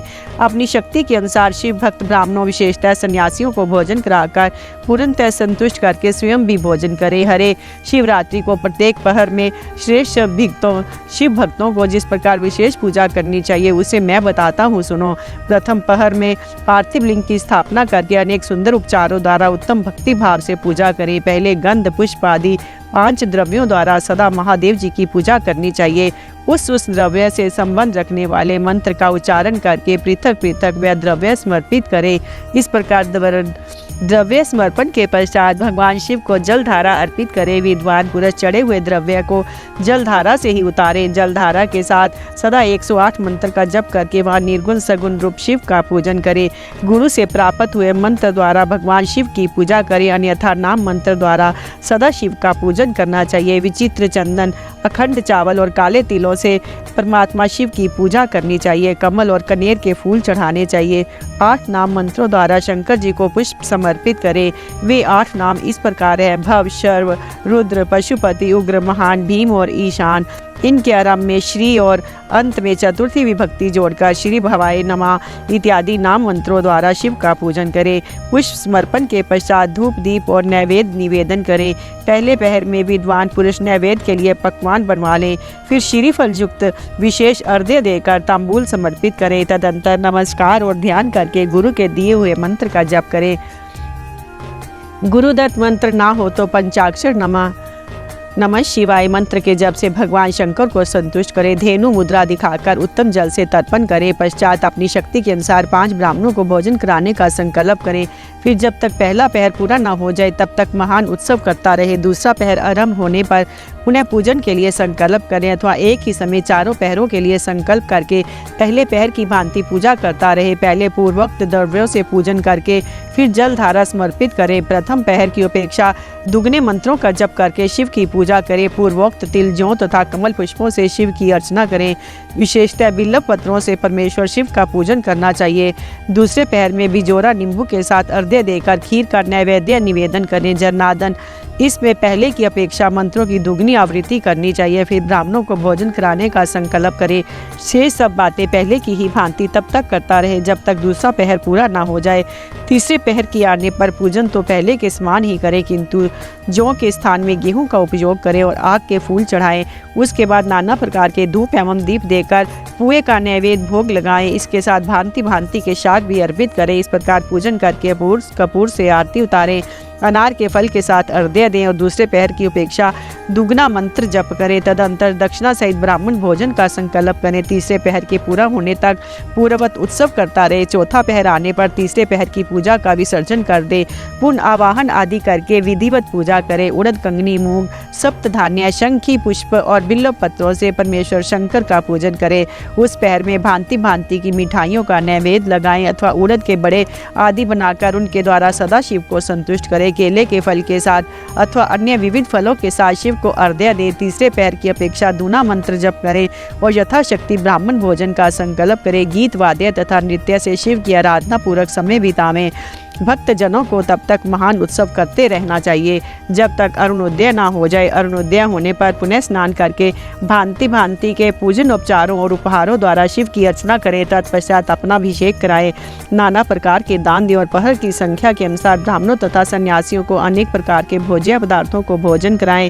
फिर शंकर को नमस्कार करके पुष्पांजलि दें और बुद्धिमान पुरुषोत्तम स्तुति करके निम्नांकित मंत्रों से प्रार्थना करें। सुखदायक कृपा निदान शिव, मैं आपका हूँ, मेरे प्राण आप में ही लगे हैं, मेरा चित्त सदा आपकी ही चिंतन करता है। ये जानकर आप जैसा उचित समझे वैसा करें। भूतनाथ, मैंने जानकर या अनजान में जो जप और पूजन आदि किया है उसे समझकर दया सागर होने के नाते ही आप मुझ पर प्रसन्न हो। इस उपवास व्रत से जो फल हुआ हो उसी से सुखदायक भगवान शंकर मुझ पर प्रसन्न हो। महादेव, मेरे कुल में सदा आपका भजन होता रहे। जहाँ के आप इष्ट देवता ना हो उस कुल में मेरा कभी जन्म ना हो। इस प्रकार प्रार्थना करने के पश्चात भगवान शिव को पुष्पांजलि समर्पित करके ब्राह्मणों से तिलक और आशीर्वाद ग्रहण करें। तदंतर शंभु का विसर्जन करें। जिसने इस प्रकार व्रत किया हो उससे मैं दूर नहीं रहता। इस व्रत के फल का वर्णन नहीं किया जा सकता। मेरे पास ऐसी कोई वस्तु नहीं है जिसे शिवरात्रि व्रत करने वालों को मैं दे ना डालूं। जिसके द्वारा अनायास ही इस व्रत का पालन हो गया उसके लिए भी अवश्य ही मुक्ति का बीज बो दिया गया। मनुष्यों को प्रतिमास भक्तिपूर्वक शिवरात्रि व्रत करना चाहिए। तत्पश्चात इसका उद्यापन करके मनुष्य सांगोपांग फल लाभ करता है। इस व्रत का पालन करने में मैं शिव निश्चय ही उपासक के समस्त दुखों का नाश कर देता हूँ। उसे भोग, मोक्ष आदि संपूर्ण मनोवांछित फल प्रदान करता हूँ। सूर्य जी कहते हैं, महर्षियों, भगवान शिव का ये अत्यंत हितकारक और अद्भुत वचन सुनकर श्री विष्णु अपने धाम को लौट आए। उसके बाद इस उत्तम व्रत का अपना हित चाहने वाले लोगों में प्रचार हुआ। किसी समय केशव ने नारद जी से भोग और मोक्ष देने वाले इस दिव्य शिवरात्रि व्रत का वर्णन किया था। शिवरात्रि व्रत के उद्यापन की विधि। अध्याय 39वां। ऋषि बोले, सूत जी, अब हमें शिवरात्रि व्रत के उद्यापन की विधि बताइए, जिसका अनुष्ठान करने से साक्षात भगवान शंकर निश्चय ही प्रसन्न होते हैं। सूत जी ने कहा, ऋषियों, तुम लोग भक्ति भाव से आदर पूर्वक शिवरात्रि के उद्यापन की विधि सुनो, जिसका अनुष्ठान करने से वह व्रत अवश्य ही पूर्ण फल देने वाला होता है। लगातार 14 वर्षों तक शिवरात्रि के शुभ व्रत का पालन करना चाहिए। त्रयोदशी को एक समय भोजन करके चतुर्दशी को पूरा उपवास करना चाहिए। शिवरात्रि के दिन नित्य कर्म संपन्न करके शिवालय में जाकर विधि पूर्वक शिव का पूजन करें। तत्पश्चात वहां यत्न पूर्वक एक दिव्य मंडल बनवाएं, जो तीनों लोकों में गौरी तिलक नाम से प्रसिद्ध है। उसके मध्य भाग में दिव्य लिंगोतो भद्र मंडल की रचना करें, अथवा मंडप के भीतर सर्वतोभद्र मंडल का निर्माण करें। वहां प्राजापत्य नामक कलशों की स्थापना करनी चाहिए। वे शुभ कलश वस्त्र, फल और दक्षिणा के साथ होने चाहिए। उन सबको मंडप के पार्श्व भाग में यत्न पूर्वक स्थापित करें। मंडप के मध्य भाग में एक सोने का अथवा दूसरी धातु, तांबे आदि का बना हुआ कलश स्थापित करें। व्रती मनुष्य उस कलश पर पार्वती से शिव की स्वर्णमयी प्रतिमा बनाकर रखें। वह प्रतिमा एक पल अथवा आधे पल सोने की होनी चाहिए। जैसी अपनी शक्ति हो उसी के अनुसार प्रतिमा बनवा लें। वाम भाग में पार्वती की और दक्षिण भाग में शिव की प्रतिमा स्थापित करके रात्रि में उनका पूजन करें। आलस्य छोड़कर पूजन का काम करना चाहिए। उस कार्य में 4 ऋतुविजों के साथ एक पवित्र आचार्य का वर्णन करें। उन सब की आज्ञा लेकर भक्तिपूर्वक शिव की पूजा करें। रात को प्रत्येक पहर में पृथक पृथक पूजा करते हुए जागरण करें। व्रती पुरुष भगवत संबंधी कीर्तन, गीत एवं नृत्य आदि के द्वारा सारी रात बिताएं। इस प्रकार विधिवत पूजन पूर्वक भगवान शिव को संतुष्ट करके प्रातःकाल पुनः पूजन करने के पश्चात सविधि होम करें। फिर यथाशक्ति प्राजापत्य विद्वान करें और ब्राह्मणों की भक्तिपूर्वक पूजन कराएं और यथाशक्ति दान दें। इसके बाद वस्त्र, अलंकार तथा आभूषणों द्वारा पत्नी सहित रीतिवजों को अलंकृत करके उन्हें विधि पूर्वक पृथक पृथक दान दें। फिर आवश्यक सामग्रियों से युक्त बछड़े सहित गौ का आचार्य को ये कहकर विधि पूर्वक दान दे कि इस दान से भगवान शिव मुझ पर प्रसन्न हो। तत्पश्चात कलश सहित उस मूर्ति को वस्त्र के साथ वृषभ की पीठ पर रखकर संपूर्ण अलंकारों सहित उसे आचार्य को अर्पित कर दे। इसके बाद हाथ जोड़ मस्तक झुका बड़े प्रेम से गदगद वाणी में महाप्रभु महेश्वर देव से प्रार्थना करें। देव देव महादेव शरणागत वत्सल देवेश्वर, इस व्रत से संतुष्ट हों। आप मेरे ऊपर कृपा कीजिए। शिव शंकर, मैंने भक्ति भाव से इस व्रत का पालन किया है। इसमें जो कमी रह गई हो वे आपके प्रभाव से पूरी हो जाए। शंकर, मैंने अनजान में या जानबूझकर जो पूजन आदि जप किया है वे आपकी कृपा से सफल हो। इस तरह परमात्मा शिव को पुष्पांजलि अर्पण करके फिर नमस्कार एवं प्रार्थना करे। जिसने इस प्रकार व्रत पूरा कर लिया उसके उस व्रत में कोई न्यूनता नहीं रहती, उससे वह मनोवांछित सिद्धि प्राप्त कर लेता है, इसमें संशय नहीं है। अध्याय 40वां। अनजान में शिवरात्रि व्रत करने से एक भील पर भगवान शंकर की अद्भुत कृपा। ऋषियों ने पूछा, सूत जी, पूर्व काल में किसने इस उत्तम शिवरात्रि व्रत का पालन किया था और अनजान में भी इस व्रत का पालन करके किसने कौन सा फल प्राप्त किया था? सूत जी ने कहा, ऋषियों, तुम सब लोग सुनो। मैं इस विषय में एक निषाद का प्राचीन इतिहास सुनाता हूँ जो सब पापों का नाश करने वाला है। पहली की बात है, किसी वन में एक भील रहता था जिसका नाम था गुरुद्रव। उसका कुटुंब बड़ा था तथा वह बलवान और क्रूर स्वभाव का होने के साथ ही क्रूरतापूर्ण कर्म में तत्पर रहता था। वह प्रतिदिन वन में जाकर मृगों को मारता और वहीं रहकर नाना प्रकार की चोरियां करता था। उसने बचपन से ही कभी कोई शुभ कर्म नहीं किया था। इस प्रकार वन में रहते उस दुरात्मा भील का बहुत समय बीत गया। तदंतर एक दिन बड़ी सुंदर एवं शुभ कारक शिवरात्रि आई, किंतु वह दुरात्मा घने जंगल में निवास करने वाला था, इसलिए उस व्रत को नहीं जानता था। उसी दिन उस भील के माता पिता और पत्नी ने भूख से पीड़ित होकर उससे याचना की, वनेचर, हमें खाने को दो। उनके इस प्रकार याचना करने पर वह तुरंत धनुष लेकर चल दिया और मृगों के शिकार के लिए सारे वन में घूमने लगा। देव योग से उसे उस दिन कुछ भी नहीं मिला और सूर्य अस्त हो गया। इससे उसको बड़ा दुख हुआ। वह सोचने लगा, अब मैं क्या करूं, कहाँ जाऊं? आज तो कुछ भी नहीं मिला। घर में जो बच्चे हैं उनका तथा माता पिता का क्या होगा? मेरी जो पत्नी है उसकी भी क्या दशा होगी? अतः मुझे कुछ लेकर ही घर जाना चाहिए, अन्यथा नहीं। ऐसा सोचकर वह व्याध एक जलाशय के समीप पहुंचा और जहाँ पानी में उतरने का घाट था वहाँ जाकर खड़ा हो गया। वह मन ही मन ये विचार करता था कि यहाँ कोई न कोई जीव पानी पीने के लिए अवश्य आएगा। उसी को मारकर कृतकृत्य हो उसे साथ लेकर प्रसन्नतापूर्वक घर को जाऊंगा। ऐसा निश्चय करके वह व्याध एक बेल के पेड़ पर चढ़ गया, वही जल साथ लेकर बैठ गया। उसके मन में केवल यही चिंता थी कि कब कोई जीव आएगा, कब मैं उसे मारूंगा। इसी प्रतीक्षा में भूख प्यास से पीड़ित हो वह बैठा रहा। उस रात के पहले पहर में एक प्यासी हिरनी वहां वहाँ आई, जो चकित होकर जोर जोर से चौकड़ी भर रही थी। ब्राह्मणों, उस मृगी को देखकर व्याध को बड़ा हर्ष हुआ। उसने तुरंत ही उसके वध के लिए अपने धनुष पर एक बाण का संधान किया। ऐसा करते उसके हाथ के धक्के से थोड़ा सा जल और बिल्लव पत्थर नीचे गिर गए। उस पेड़ के नीचे शिवलिंग था। उक्त जल और बिल्लव पत्थर से शिवजी की प्रथम पहर की पूजा संपन्न हो गई। उस पूजा के महात्म से उस व्याध का बहुत सा पातक तत्काल नष्ट हो गया। वहाँ होने वाली खड़खड़ाहट की आवाज को सुनकर हिरनी ने भय से ऊपर की ओर देखा। व्याध को देखते हुए व्याकुल हो गई और बोली। मृगी ने कहा, व्याध, तुम क्या करना चाहते हो? मेरे सामने सच सच बताओ। हिरनी की वह बात सुनकर व्याध ने कहा, आज मेरे कुटुंब के लोग भूखे हैं, अतः तुमको मारकर उनकी भूख मिटाऊंगा, उन्हें तृप्त करूंगा। व्याध का ये दारुण वचन सुनकर तथा जिसे रोकना कठिन था, उस दुष्ट भील को बांध ताने देखकर मृगी सोचने लगी कि अब मैं क्या करूं, कहाँ जाऊं, अच्छा कोई उपाय रचती हूँ। ऐसा विचार कर उसने वहां इस प्रकार कहा। मृगी बोली, भील, मेरे मांस से तुमको सुख होगा। तुम अनर्थकारी शरीर के लिए इससे अधिक महान पुण्य का कार्य और क्या हो सकता है? उपकार करने वाले प्राणी को इस लोक में जो पुण्य प्राप्त होता है उसका 100 वर्षों में भी वर्णन नहीं किया जा सकता। परंतु इस समय मेरे सब बच्चे मेरे आश्रम में ही हैं। मैं उन्हें अपनी बहन को अथवा स्वामी को सौंप कर लौट आऊँगी। वनेचर, तुम मेरी इस बात को मिथ्या ना समझो। मैं फिर तुम्हारे पास लौट आऊँगी, इसमें संशय नहीं है। सत्य से ही धरती टिकी हुई है, सत्य से ही समुद्र अपनी मर्यादा में स्थित है, सत्य से निर्झरों से जल की धाराएं गिरती रहती हैं, सत्य में ही सब कुछ स्थित है। सूत जी कहते हैं, मृगी के ऐसा कहने पर भी जब व्याध ने उसकी बात नहीं मानी, तब उसने अत्यंत विस्मित एवं भयभीत हो पुनः इस प्रकार कहना आरंभ किया। मृगी बोली, व्याध सुनो, मैं तुम्हारे सामने ऐसी शपथ खाती हूँ जिससे घर जाने पर मैं अवश्य तुम्हारे पास लौट आऊंगी। ब्राह्मण यदि वेद बेचे और तीनों काल संध्या ना करे तो उसे जो पाप लगता है, पति की आज्ञा का उल्लंघन करके स्वेच्छा अनुसार कार्य करने वाली स्त्रियों को जिस पाप की प्राप्ति होती है, कि यह उपकार को ना मानने वाले, भगवान शंकर से विमुख रहने वाले, दूसरों से द्रोह करने वाले, धर्म को लांघने वाले तथा विश्वासघात और छल करने वाले लोगों को भी पाप लगता है। उसी पाप से भी मैं लिप्त हो जाऊं यदि लौटकर यहाँ ना आऊं। इस तरह अनेक शपथ खाकर जब मृगी चुपचाप खड़ी हो गई, तब उस व्याध ने उस पर विश्वास करके कहा, अच्छा अब तुम अपने घर को जाओ। तब वह मृगी बड़े हर्ष के साथ पानी पीकर अपने आश्रम मंडल में गई। इतने में ही रात का वह पहला पैर व्याध के जागते जागते बीत गया। तब उस हिरनी को बहन दूसरी मृगी, जिसकी पहली ने स्मरण किया था, उसी की राह देखती हुई जल पीने के लिए वहां आ गई। उसे देखकर भील ने स्वयं बाण को तरकश से खींचा। ऐसा करते समय पुनः पहले की भांति भगवान शिव के ऊपर जल और बिल्व पत्थर गिरे। उसके द्वारा महात्मा शंभु की दूसरे पहर की पूजा संपन्न हो गई। यद्यपि वह प्रसंग वशी हुई थी तो भी व्याध के लिए सुखदायिनी हो गई। मृगी ने उसे बाण खींचते हुए देख पूछ लिया, वनेचर, ये क्या करते हो? व्याध ने पूर्ववत उत्तर दिया, मैं अपने भूखे कुटुंब को तृप्त करने के लिए तुझे मारूंगा।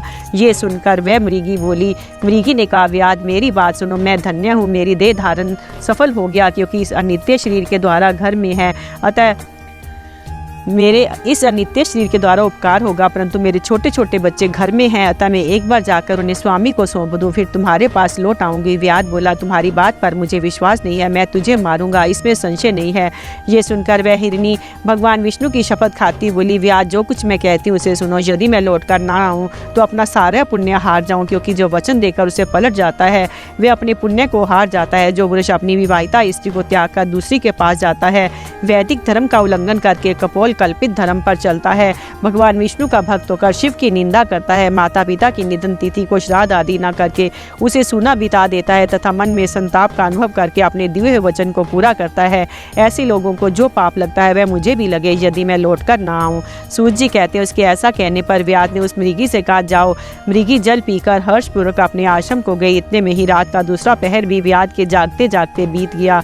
इसी समय तीसरा पहर आरंभ हो जाने पर मृगी के लौटने में बहुत विलंब हुआ। चकित तो व्याध उसकी खोज करने लगा। इतने में ही उसने जल के मार्ग में एक हिरण को देखा। वह बड़ा हिष्ट पुष्ट था। उसे देखकर वनेचर को बड़ा हर्ष हुआ और वह धनुष पर बाण रखकर उसे मार डालने को उद्यत हुआ। ऐसा करते समय उसके प्रारब्धवश कुछ जल और बिल्व पत्थर शिवलिंग पर गिरे। उससे उसके सौभाग्य से भगवान शिव की तीसरे पहर की पूजा संपन्न हो गई।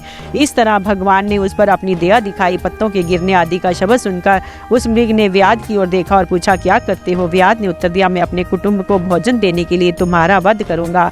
व्याध की ये बात सुनकर हिरण के मन में बड़ा हर्ष हुआ। तुरंत ही व्याध से इस प्रकार बोला। हिरण ने कहा, मैं धन्य हूँ, मेरा हिष्ट पुष्ट होना सफल हो गया, क्योंकि मेरे शरीर से आप लोगों की तृप्ति होगी। जिसका शरीर परोपकार के काम में नहीं आता उस सब कुछ व्यर्थ चला गया। जो सामर्थ्य रहते हुए भी किसी का उपकार नहीं करता, उसकी ये सामर्थ्य व्यर्थ चली जाती है तथा वह परलोक में नरकगामी होता है। परंतु एक बार मुझे जाने दो, मैं अपने बालकों को उनकी माता के हाथ में सौंप कर उन सबको धीरज बंधाकर यहाँ लौट आऊँगा। उसके ऐसा कहने पर व्याध मन ही मन बड़ा विस्मित हुआ। उसका हृदय कुछ शुद्ध हो गया था, उसके सारे पाप पुंज नष्ट हो चुके थे। उसने इस प्रकार कहा। व्याध बोला, जो जो यहाँ आए वे सब तुम्हारी ही तरह बातें बनाकर चले गए, परंतु वे वंचक अभी तक यहाँ नहीं लौटे हैं। मृग, तुम भी इस समय संकट में हो, इसलिए झूठ बोलकर चले जाओगे, फिर आज मेरा जीवन निर्वाह कैसे होगा? मृग बोला, व्याध, मैं जो कुछ कहता हूँ उसे सुनो, मुझ में असत्य नहीं है। सारा चराचर ब्राह्मण सत्य से ही टिका हुआ है। जिसकी वाणी झूठी होती है उसका पुण्य उसी क्षण नष्ट हो जाता है। तथापि भील, तुम मेरी सच्ची प्रतिज्ञा सुनो। संध्या काल में मैथुन तथा शिवरात्रि के दिन भोजन करने से जो पाप लगता है, झूठी गवाही देने, धरोहर को हड़प लेने तथा संध्या ना करने से द्विज को जो पाप होता है, वही पाप मुझे भी लगे यदि मैं लौट कर ना आऊँ। उसके मुख से कभी शिव का नाम नहीं निकलता, जो सामर्थ्य रहते हुए भी दूसरों का उपकार नहीं करता। पर्व के दिन श्रीफल तोड़ता, भक्ष्य भक्षण करता तथा शिव की पूजा किए बिना और भस्म लगाए बिना भोजन कर लेता है। इन सब का पातक मुझे लगे यदि मैं लौट कर ना आऊँ। सूत जी कहते हैं, उसकी बात सुनकर व्याध ने कहा, जाओ शीघ्र लौट आना। व्याध के ऐसा कहने पर मृग पानी पीकर चला गया। वे सब अपने आश्रम पर मिले। तीनों ही प्रतिज्ञाबद्ध हो चुके थे। आपस में एक दूसरे के वृत्तांत को भली भांति सुनकर सत्य के पास से बने उन सब ने यही निश्चय किया कि यहाँ अवश्य जाना चाहिए। इस निश्चय के बाद वहाँ बालक को आश्वासन देकर वे सबके सब जाने के लिए उत्सुक हो गए। उस समय जेठी मृगी ने वहाँ अपने स्वामी से कहा, स्वामी, आपके बिना यहाँ बालक कैसे रहेंगे? प्रभु, मैंने ही वहाँ पहले जाकर प्रतिज्ञा की, इसलिए केवल मुझको ही जाना चाहिए, आप दोनों यही रहें। उसकी ये बात सुनकर छोटी मृगी बोली, बहन, मैं तुम्हारी सेविका हूँ, इसलिए आज मैं ही व्याध के पास जाती हूँ, तुम यही रहो। ये सुनकर मृग बोला, मैं भी वहीं जाता हूँ, तुम दोनों यहाँ रहो, क्योंकि शिशुओं की रक्षा माता से ही होती है। स्वामी की ये बात सुनकर उन दोनों मृगियों ने धर्म की दृष्टि से उसे स्वीकार नहीं किया। वे दोनों अपने पति से प्रेम पूर्वक बोली, प्रभु, पति के बिना इस जीवन को धिक्कार है। तब उन सब ने मृग अपने सब बच्चों को सांत्वना देकर उन्होंने पड़ोसियों के हाथ में सौंप दिया और स्वयं शीघ्र ही उस स्थान को प्रस्थान किया। यहाँ मैं व्याध शिरोमणि उनकी प्रतीक्षा में बैठा था। उन्हें जाते देख उनके वे सब बच्चे भी पीछे पीछे चले आए। उन्होंने ये निश्चय कर लिया था कि इन माता पिता की जो गति होगी वही हमारी भी हो। उन सबको एक साथ आया देख व्याध को बड़ा हर्ष हुआ। उसने धनुष पर बांध रखा। उस समय पुनः जल और बिल्व पत्थर शिव के ऊपर गिरे। उसमें शिव की चौथे पैर की शुभ पूजा भी संपन्न हो गई। उस समय व्याध का सारा पाप तत्काल भस्म हो गया। इतने में ही दोनों मृगियां और मृग बोल उठे, व्याध शिरोमणि, शीघ्र कर कृपा करके हमारे शरीर को सार्थक करो। उनकी ये बात सुनकर व्याध को बड़ा विस्मय हुआ। शिव पूजा के प्रभाव से उसको दुर्लभ ज्ञान प्राप्त हो गया। उसने सोचा, ये मृग ज्ञानहीन पशु होने पर भी धन्य है, सर्वथा आदरणीय है, क्योंकि अपने शरीर से ही परोपकार में लगे हुए हैं। मैंने इस समय मनुष्य जन्म पाकर भी किस पुरुषार्थ का साधन किया, दूसरे के शरीर को पीड़ा देकर अपने शरीर को पोसा है। प्रतिदिन अनेक प्रकार के पाप करके अपने कुटुंब का पालन किया है। हाय, ऐसे पाप करके मेरी क्या गति होगी, अथवा मैं किस गति को प्राप्त होऊंगा। मैंने जन्म से लेकर अब तक जो पातक किया है उसका इस समय मुझे स्मरण हो रहा है। मेरे जीवन को धिक्कार है, धिक्कार है। इस प्रकार ज्ञान संपन्न होकर व्याध ने अपने बाण को रोक लिया और कहा, श्रेष्ठ मृगो, तुम जाओ, तुम्हारा जीवन धन्य है। व्याध के ऐसा कहने पर भगवान शंकर तत्काल प्रसन्न हो गए। उन्होंने व्याध को अपने सम्मानित एवं पूजित स्वरूप का दर्शन कराया तथा कृपा पूर्वक उसके शरीर का स्पर्श करके उससे प्रेम से कहा, भील, मैं तुम्हारे व्रत से प्रसन्न हूँ, वर मांगो। व्याध भी भगवान शिव के उस रूप को देखकर तत्काल जीवन मुक्त हो गया। मैंने सब कुछ पा लिया, यूँ कहता हुआ उनके चरणों के आगे गिर पड़ा। उसके इस भाव को देखकर भगवान शिव भी मन बड़े प्रसन्न हुए। उसे गुहा नामक देकर कृपा दृष्टि से देखते उन्होंने उसे दिव्य वर दिए। शिव बोले, व्याध सुनो, आज से तुम श्रृंगवेरपुर में उत्तम राजधानी का आश्रय ले दिव्य भोगों का उपभोग करो। तुम्हारे वंश की वृद्धि निर्विघ्न रूप से होती रहेगी। देवता भी तुम्हारी प्रशंसा करेंगे। व्याध, मेरे भक्तों पर स्नेह रखने वाले भगवान श्री राम एक दिन निश्चय ही तुम्हारे घर पधारेंगे और तुम्हारे साथ मित्रता करेंगे। तुम मेरी सेवा में मन लगाकर दुर्लभ मोक्ष पा जाओगे। इसी समय वे सब मृग भगवान शंकर का दर्शन और प्रणाम करके मृग योनि से मुक्त हो गए तथा दिव्य देहधारी हो विमान पर बैठकर शिव के दर्शन मात्र से शाप मुक्त हो दिव्य धाम को चले गए। तब से अर्बुद पर्वत पर भगवान शिव व्यादेश्वर के नाम से प्रसिद्ध हुए, जो दर्शन और पूजन करने पर तत्काल भोग और मोक्ष प्रदान करने वाले हैं। महर्षियों व व्याध भी उस दिन से दिव्य भोगों का उपभोग करता हुआ अपनी राजधानी में रहने लगा। उसने भगवान श्री राम की कृपा पाकर शिव का सायुज्य प्राप्त कर लिया। अनजान में ही इस व्रत का अनुष्ठान करने से उसके सायुज्य मोक्ष मिल गया। फिर जो भक्ति भाव से संपन्न होकर इस व्रत को करते हैं वे शिव का शुभ सायुज्य प्राप्त कर लेते हैं। उसके लिए तो कहना ही क्या है, संपूर्ण शास्त्रों तथा अनेक प्रकार प्रकार के धर्मों के विषय में भली भांति विचार करके इस शिवरात्रि व्रत का सबसे उत्तम बताया गया है। इस लोक में जो नाना प्रकार के व्रत, विविध तीर्थ, भांति भांति के विचित्र दान, अनेक प्रकार के यज्ञ, तरह तरह के तप तथा बहुत से जप हैं, वे सब इस शिवरात्रि व्रत की समानता नहीं कर सकते। इसलिए अपना हित चाहने वाले मनुष्य को इस शुभतर व्रत का अवश्य पालन करना चाहिए। ये शिवरात्रि व्रत दिव्य है, इससे सदा भोग और मोक्ष की प्राप्ति होती है। महर्षियों, ये शुभ शिवरात्रि व्रत राज के नाम से विख्यात है। इसके विषय में लगभग सब बातें मैंने तुम्हें बता दी। अब और क्या सुनना चाहते हो? अध्याय 41वां, मुक्ति और भक्ति के स्वरूप का विवेचन। ऋषियों ने पूछा, सूत जी, आपने बारंबार मुक्ति का नाम लिया है, यह मुक्ति मिलने पर क्या होता है? मुक्ति में जीव की कैसी अवस्था होती है, ये हमें बताइए। महर्षियों सुनो, मैं तुमसे संसार क्लेश का निवारण और परमानंद का दान करने वाले मुक्ति का स्वरूप बताता हूँ। मुक्ति 4 प्रकार की कही गई है, सारूप्य, सलोक्य, सानिध्य तथा चौथी सायुज्य। इस शिवरात्रि व्रत से सब प्रकार की मुक्ति सुलभ हो जाती है। जो ज्ञान रूप विनाशी साक्षी, ज्ञान गम्य और द्वैत रहित साक्षात शिव हैं, वे ही यहाँ कैवल्य, मोक्ष के तथा धर्म, अर्थ और काम मुक्ति वर्ग के भी दाता हैं। कैवल्य नामक जो 5वीं मुक्ति है, वह मनुष्यों के लिए अत्यंत दुर्लभ है। मुनिवरों, मैं उसका लक्षण बताता हूँ, सुनो। जिनसे ये समस्त जगत उत्पन्न होता है, जिनके द्वारा इसका पालन होता है तथा अंत तो गत्वा ये जिनमें लीन होता है, वे शिव है। जिसमें ये संपूर्ण जगत व्याप्त है, वही शिव का रूप है। मुनीश्वरों, वेदों में शिव के 2 रूप बताए गए हैं, सकल और निष्कल। शिव तत्व सत्य, ज्ञान, अनंत एवं सच्चिदानंद नाम से प्रसिद्ध है। निर्गुण, उपाधि रहित, अविनाशी, शुद्ध एवं निरंजन है। वह ना लाल है, ना पीला, ना सफेद है, ना नीला, ना छोटा है, ना बड़ा, ना मोटा है, ना महीन, जहाँ से मन सहित वाणी उसे ना पाकर लौट आती है। वह पारब्रह्म परमात्मा ही शिव कहलाता है। जैसे आकाश सर्वत्र व्यापक है, उसी प्रकार ये शिव तत्व भी सर्वव्यापी है। ये माया से परे संपूर्ण द्वंद्वों से रहित तथा मत्सरता शून्य परमात्मा है। यहाँ शिव ज्ञान का उदय होने से निश्चय ही उसकी प्राप्ति होती है, अथवा द्विजो सूक्ष्म बुद्धि के द्वारा शिव का ही भजन ध्यान करने से सत्पुरुषों का शिव पद की प्राप्ति होती है। संसार में ज्ञान की प्राप्ति अत्यंत कठिन है, परंतु भगवान का भजन अत्यंत सुकर माना गया है। इसलिए संत शिरोमणि पुरुष मुक्ति के लिए भी शिव का भजन ही करते हैं। ज्ञान स्वरूप मोक्षदाता परमात्मा शिव भजन के ही अधीन है। भक्ति से ही बहुत से पुरुष सिद्धि लाभ करके प्रसन्नता पूर्वक परम मोक्ष पा गए हैं। भगवान शंभु की भक्ति ज्ञान की जननी मानी गई है, जो सदा भोग और मोक्ष देने वाली है। वह साधु महापुरुषों के कृपा प्रसाद से सुलभ होती है। उत्तम प्रेम का अंकुर ही उसका लक्षण है। द्विजो, वह भक्ति भी सगुण और निर्गुण के भेद से 2 प्रकार की जाननी चाहिए। फिर वैधि तथा स्वभाविकी, ये 2 भेद और होते हैं। इनमें वैधि का उपेक्षा स्वभाविकी श्रेष्ठ मानी गई है। इनके सिवा नैष्ठी की और नैष्ठी की भेद से भक्ति के 2 प्रकार और बताए गए हैं। नैष्ठी की भक्ति 6 प्रकार की जाननी चाहिए और अनैष्ठिक की 1 ही प्रकार की। फिर विहिता और अविहिता के भेद से विद्वानों ने उसके अनेक प्रकार माने हैं। उनके बहुत से भेद होने के कारण यहाँ विस्तृत वर्णन नहीं किया जा रहा है। उन दोनों प्रकार की भक्तियों के श्रवण आदि भेद से 9 अंग जानने चाहिए। भगवान की कृपा के बिना इन भक्तियों का संपादन होना कठिन है और उनकी कृपा से सुगमता पूर्वक इनका साधन होता है। द्विजो, भक्ति और ज्ञान को शंभु ने एक दूसरे से भिन्न नहीं बताया है, इसलिए उसमें भेद नहीं करना चाहिए। ज्ञान और भक्ति दोनों के ही साधक को सदा सुख मिलता है। ब्राह्मणों, जो भक्ति का विरोधी है उसे ज्ञान की प्राप्ति नहीं होती। भगवान शिव की भक्ति करने वाले को शीघ्रता पूर्वक ज्ञान प्राप्त होता है। अतः मुनीश्वर महेश्वर की भक्ति का साधन करना आवश्यक है, उसी से सबकी सिद्धि होगी, इसमें संशय नहीं है। महर्षियों, तुमने जो कुछ पूछा था उसी का मैंने वर्णन किया। इस प्रसंग को सुनकर मनुष्य सब पापों से निस्संदेह मुक्त हो जाता है। अध्याय 42वां, शिव, विष्णु, रुद्र और ब्रह्मा के स्वरूप का विवेचन। ऋषियों ने पूछा, शिव कौन है, विष्णु कौन है, रुद्र कौन है और ब्रह्मा कौन है? इन सब में निर्गुण कौन है? हमारे इस संदेह का आप निवारण कीजिए। सूत जी ने कहा, महर्षियों, वेद और वेदांत के विद्वान ऐसा मानते हैं कि निर्गुण परमात्मा से सर्वप्रथम जो सगुण रूप से प्रकट हुआ उसी का नाम शिव है। शिव से पुरुष सहित प्रकृति उत्पन्न हुई। उन दोनों ने मूल स्थान में स्थित जल के भीतर तप किया। वह स्थान पंचक्रोशी काशी के नाम से विख्यात है, जो भगवान शिव को अत्यंत प्रिय है। ये जल संपूर्ण विश्व में व्याप्त था। उस जल का आश्रय योग माया से योग श्री हरि वहाँ सोए। नार अर्थात जल को अयन बनाने के कारण फिर नारायण नाम से प्रसिद्ध हुए और प्रकृति नारायणी कहलाई। नारायण के नाभि कमल से जिनकी उत्पत्ति हुई वे ब्रह्मा कहलाते हैं। ब्रह्मा ने तपस्या करके जिनका साक्षात्कार किया उन्हें विष्णु कहा गया है। ब्रह्मा और विष्णु के विवाद को शांत करने के लिए निर्गुण शिव ने जो रूप प्रकट किया उसका नाम महादेव है। उन्होंने कहा, मैं शंभु ब्रह्मा जी के ललाट से प्रकट होऊंगा।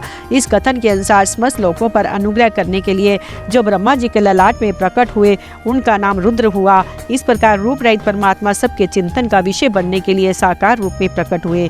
वे ही साक्षात भक्त वत्सल शिव है। तीनों गुणों से भिन्न शिव में तथा गुणों के धाम रुद्र में उसी तरह वास्तविक भेद नहीं है जैसे स्वर्ण और उसके आभूषण में नहीं है। दोनों के रूप कर्म समान है। दोनों समान रूप से भक्तों को उत्तम गति प्रदान करने वाले हैं। दोनों समान रूप से सबके सेवनीय हैं तथा नाना प्रकार के लीला विहार करने वाले हैं। भयानक पराक्रमी रुद्र सर्वथा शिव रूपी हैं। वे भक्तों के कार्य के सिद्धि के निमित्त विष्णु और ब्रह्मा की सहायता करने के लिए प्रकट हुए हैं। अन्य जो देवता जिस क्रम से प्रकट हुए हैं उसी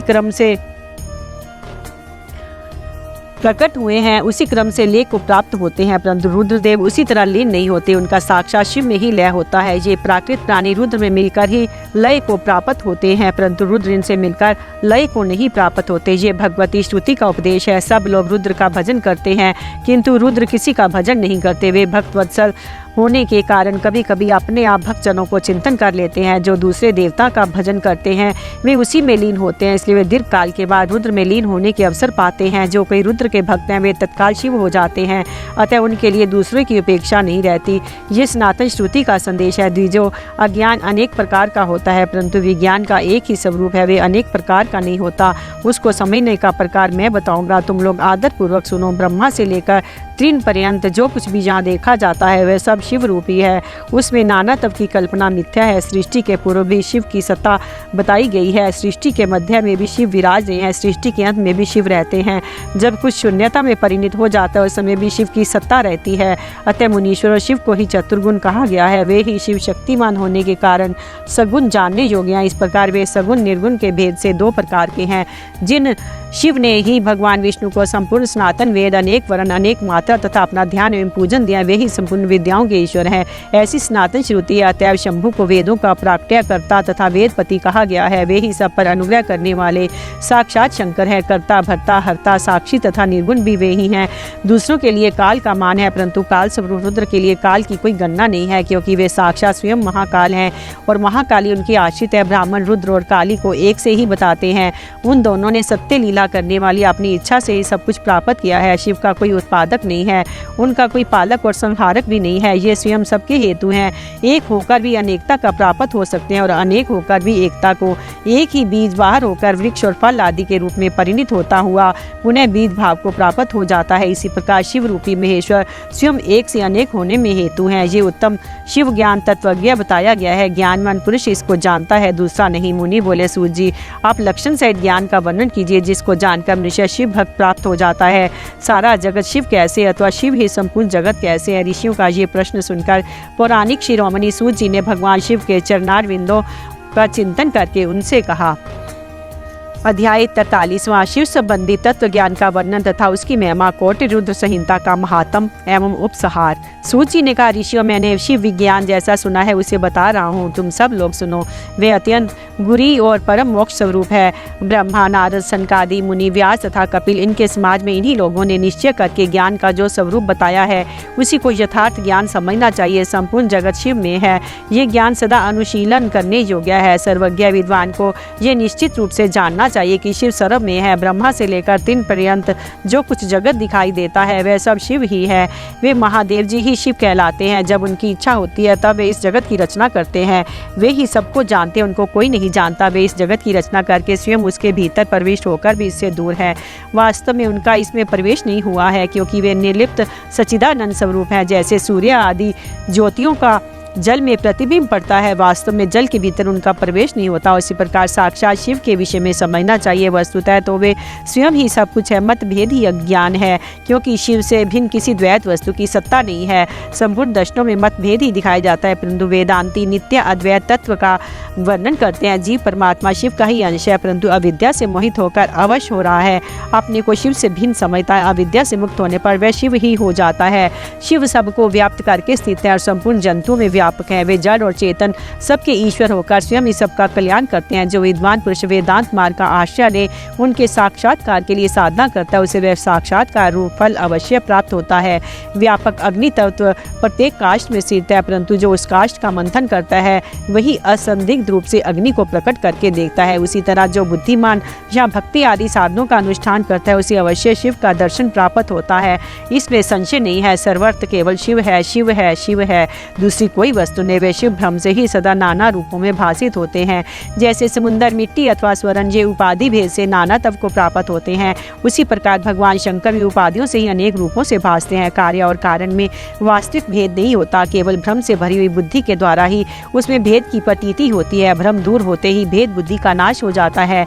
जब बीज से अंकुर उत्पन्न होता है तब वह नाना तत्व को प्रकट करता है, फिर अंत में वह बीज रूप में स्थित होता है और अंकुर नष्ट हो जाता है। ज्ञानी बीज रूप में ही स्थित है। नाना प्रकार के विकार अंकुर रूप है। उन विकार स्वरूप अंकुरों की निवृत्ति हो जाने पर पुरुष फिर ज्ञानी रूप में स्थित होता है। इसमें अन्यथा विचार नहीं करना चाहिए। सब कुछ शिव है, शिव ही सब कुछ है। शिव तथा संपूर्ण जगत में कोई भेद नहीं है। फिर क्या कोई अनेकता देखता है और क्यों एकता ढूंढता है? जैसे एक ही सूर्य नामक ज्योति जल आदि उपाधियों में विशेष रूप से नाना प्रकार की दिखाई देती है, उसी प्रकार शिव भी है। जैसे आकाश सर्वत्र व्यापक होकर स्पर्श आदि बंधन में नहीं आता, उसी प्रकार व्यापक शिव भी कहीं नहीं बनते। अहंकार से युक्त होने के कारण शिव का अंश जीव कहलाता है। उस अहंकार से मुक्त होने पर वह साक्षात शिव ही है। कर्मों के भोग में लिप्त होने के कारण जीव तुच्छ है और निर्लिप्त होने के कारण शिव महान है। जैसे एक ही स्वर्ण आदि चांदी आदि से मिल जाने पर कम कीमत का हो जाता है, उसी प्रकार अहंकार युक्त जीव अपना महत्व खो बैठता है। जैसे कषार आदि से शुद्ध किया हुआ उत्तम स्वर्ण आदि पूर्ववत बहुमूल्य हो जाता है, उसी प्रकार संस्कार विशेष से शुद्ध होकर जीव भी शुद्ध हो जाता है। पहले सद्गुरु को पाकर भक्ति भाव से युक्त शिव बुद्धि से उनका पूजन और स्मरण आदि करे। गुरु में शिव बुद्धि करने से सारे पाप आदि मल शरीर से निकल जाते हैं। उस समय अज्ञान नष्ट हो जाता है और मनुष्य ज्ञानवान हो जाता है। उस अवस्था में अहंकार मुक्त निर्मल बुद्धि वाला जीव भगवान शंकर के प्रसाद से पुनः शिव रूप हो जाता है। जैसे दर्पण में अपना रूप दिखाई देता है, उसी तरह से सर्वत्र शंभु का साक्षात्कार होने लगता है, वही जीवन मुक्त कहलाता है। शरीर गिर जाने पर वह जीवन मुक्त ज्ञानी शिव में मिल जाता है। शरीर प्रारब्ध के अधीन है।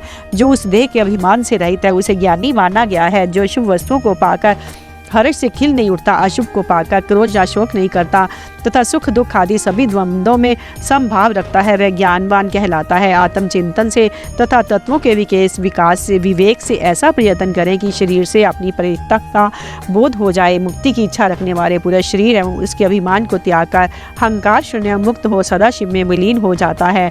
अध्यात्म चिंतन एवं भगवान शिव की भक्ति ये ज्ञान के मूल कारण है। भक्ति से साधन विषयक प्रेम की उपलब्धि बताई गई है। प्रेम से श्रवण होता है, श्रवण से सत्संग प्राप्त होता है और सत्संग से ज्ञानी गुरु की उपलब्धि होती है। गुरु की कृपा से ज्ञान प्राप्त हो जाने पर मनुष्य निश्चय ही मुक्त हो जाता है। इसलिए जो समझदार है उसे सदा शंभु का ही भजन करना चाहिए। जो अन्याय भक्ति से युक्त होकर शंभु का भजन करता है उसे अंत में अवश्य ही मोक्ष प्राप्त हो जाता है। अतः मुक्ति की प्राप्ति के लिए भगवान शंकर से बढ़कर दूसरा कोई देवता नहीं है। उनकी शरण लेकर जीव संसार बंधन से छूट जाता है। ब्राह्मणों, इस प्रकार वहाँ पधारे हुए ऋषियों ने परस्पर निश्चय करके जो ये ज्ञान की बात बताई है इसे अपनी बुद्धि के द्वारा प्रयत्न पूर्वक धारण करना चाहिए। मुनीश्वरों, तुमने जो कुछ पूछा था वह सब मैंने तुम्हें बता दिया, इसे तुम्हें प्रयत्न पूर्वक गुप्त रखना चाहिए। बताओ अब और क्या सुनना चाहते हो? ऋषि बोले, व्यास शिष्य, आपको नमस्कार है। आप धन्य हैं, शिव भक्तों में श्रेष्ठ है। आपने हमें शिव तत्व संबंधी परम उत्तम ज्ञान का श्रवण कराया है। आपकी कृपा से हमारे मन की भ्रांति मिट गई। हम आपसे मोक्षदायक शिव तत्व का ज्ञान पाकर बहुत संतुष्ट हुए हैं। सूत जी ने कहा, जो नास्तिक हो, श्रद्धाहीन हो और शठ हो, जो भगवान शिव का भक्त ना हो तथा इस विषय को सुनने की रुचि ना रखता, उसे इस तत्व ज्ञान का उपदेश नहीं देना चाहिए। व्यास जी ने इतिहास, पुराणों, वेदों और शास्त्रों को बारंबार विचार करके उनका सार निकालकर मुझे उपदेश दिया है। इसका एक बार श्रवण करने मात्र से सारे पाप भस्म हो जाते हैं। अभक्त को भक्ति प्राप्त होती है, भक्त की भक्ति बढ़ती है। दोबारा सुनने से उत्तम भक्ति प्राप्त होती है। तीसरी बार सुनने से मोक्ष प्राप्त होता है। अतः भोग और मोक्ष रूप फल की इच्छा रखने वाले लोगों को इसका बारंबार श्रवण करना चाहिए। उत्तम फल को पाने के उद्देश्य से इस पुराण की 5 आवृत्तियां करनी चाहिए। ऐसा करने पर मनुष्य उसे अवश्य पाता है, इसमें संदेह नहीं है, क्योंकि ये व्यास जी का वचन है। जिसने इस उत्तम पुराण को सुना है उसे कुछ भी दुर्लभ नहीं है। ये शिव विज्ञान भगवान शंकर को अत्यंत प्रिय है। ये भोग और मोक्ष देने वाला तथा शिव भक्ति को बनाने वाला है। इस प्रकार मैंने शिव पुराण की ये चौथी आनंददायिनी तथा परम पुण्य में संहिता के गई है, जो कोटि रुद्र संहिता के नाम से विख्यात है। जो पुरुष एकाग्रचित हो भक्ति भाव से इस संहिता को सुनेगा या सुनाएगा, वह समस्त भोगों का उपभोग करके अंत में परम गति को प्राप्त कर लेगा। कोटि रुद्र संहिता संपूर्ण।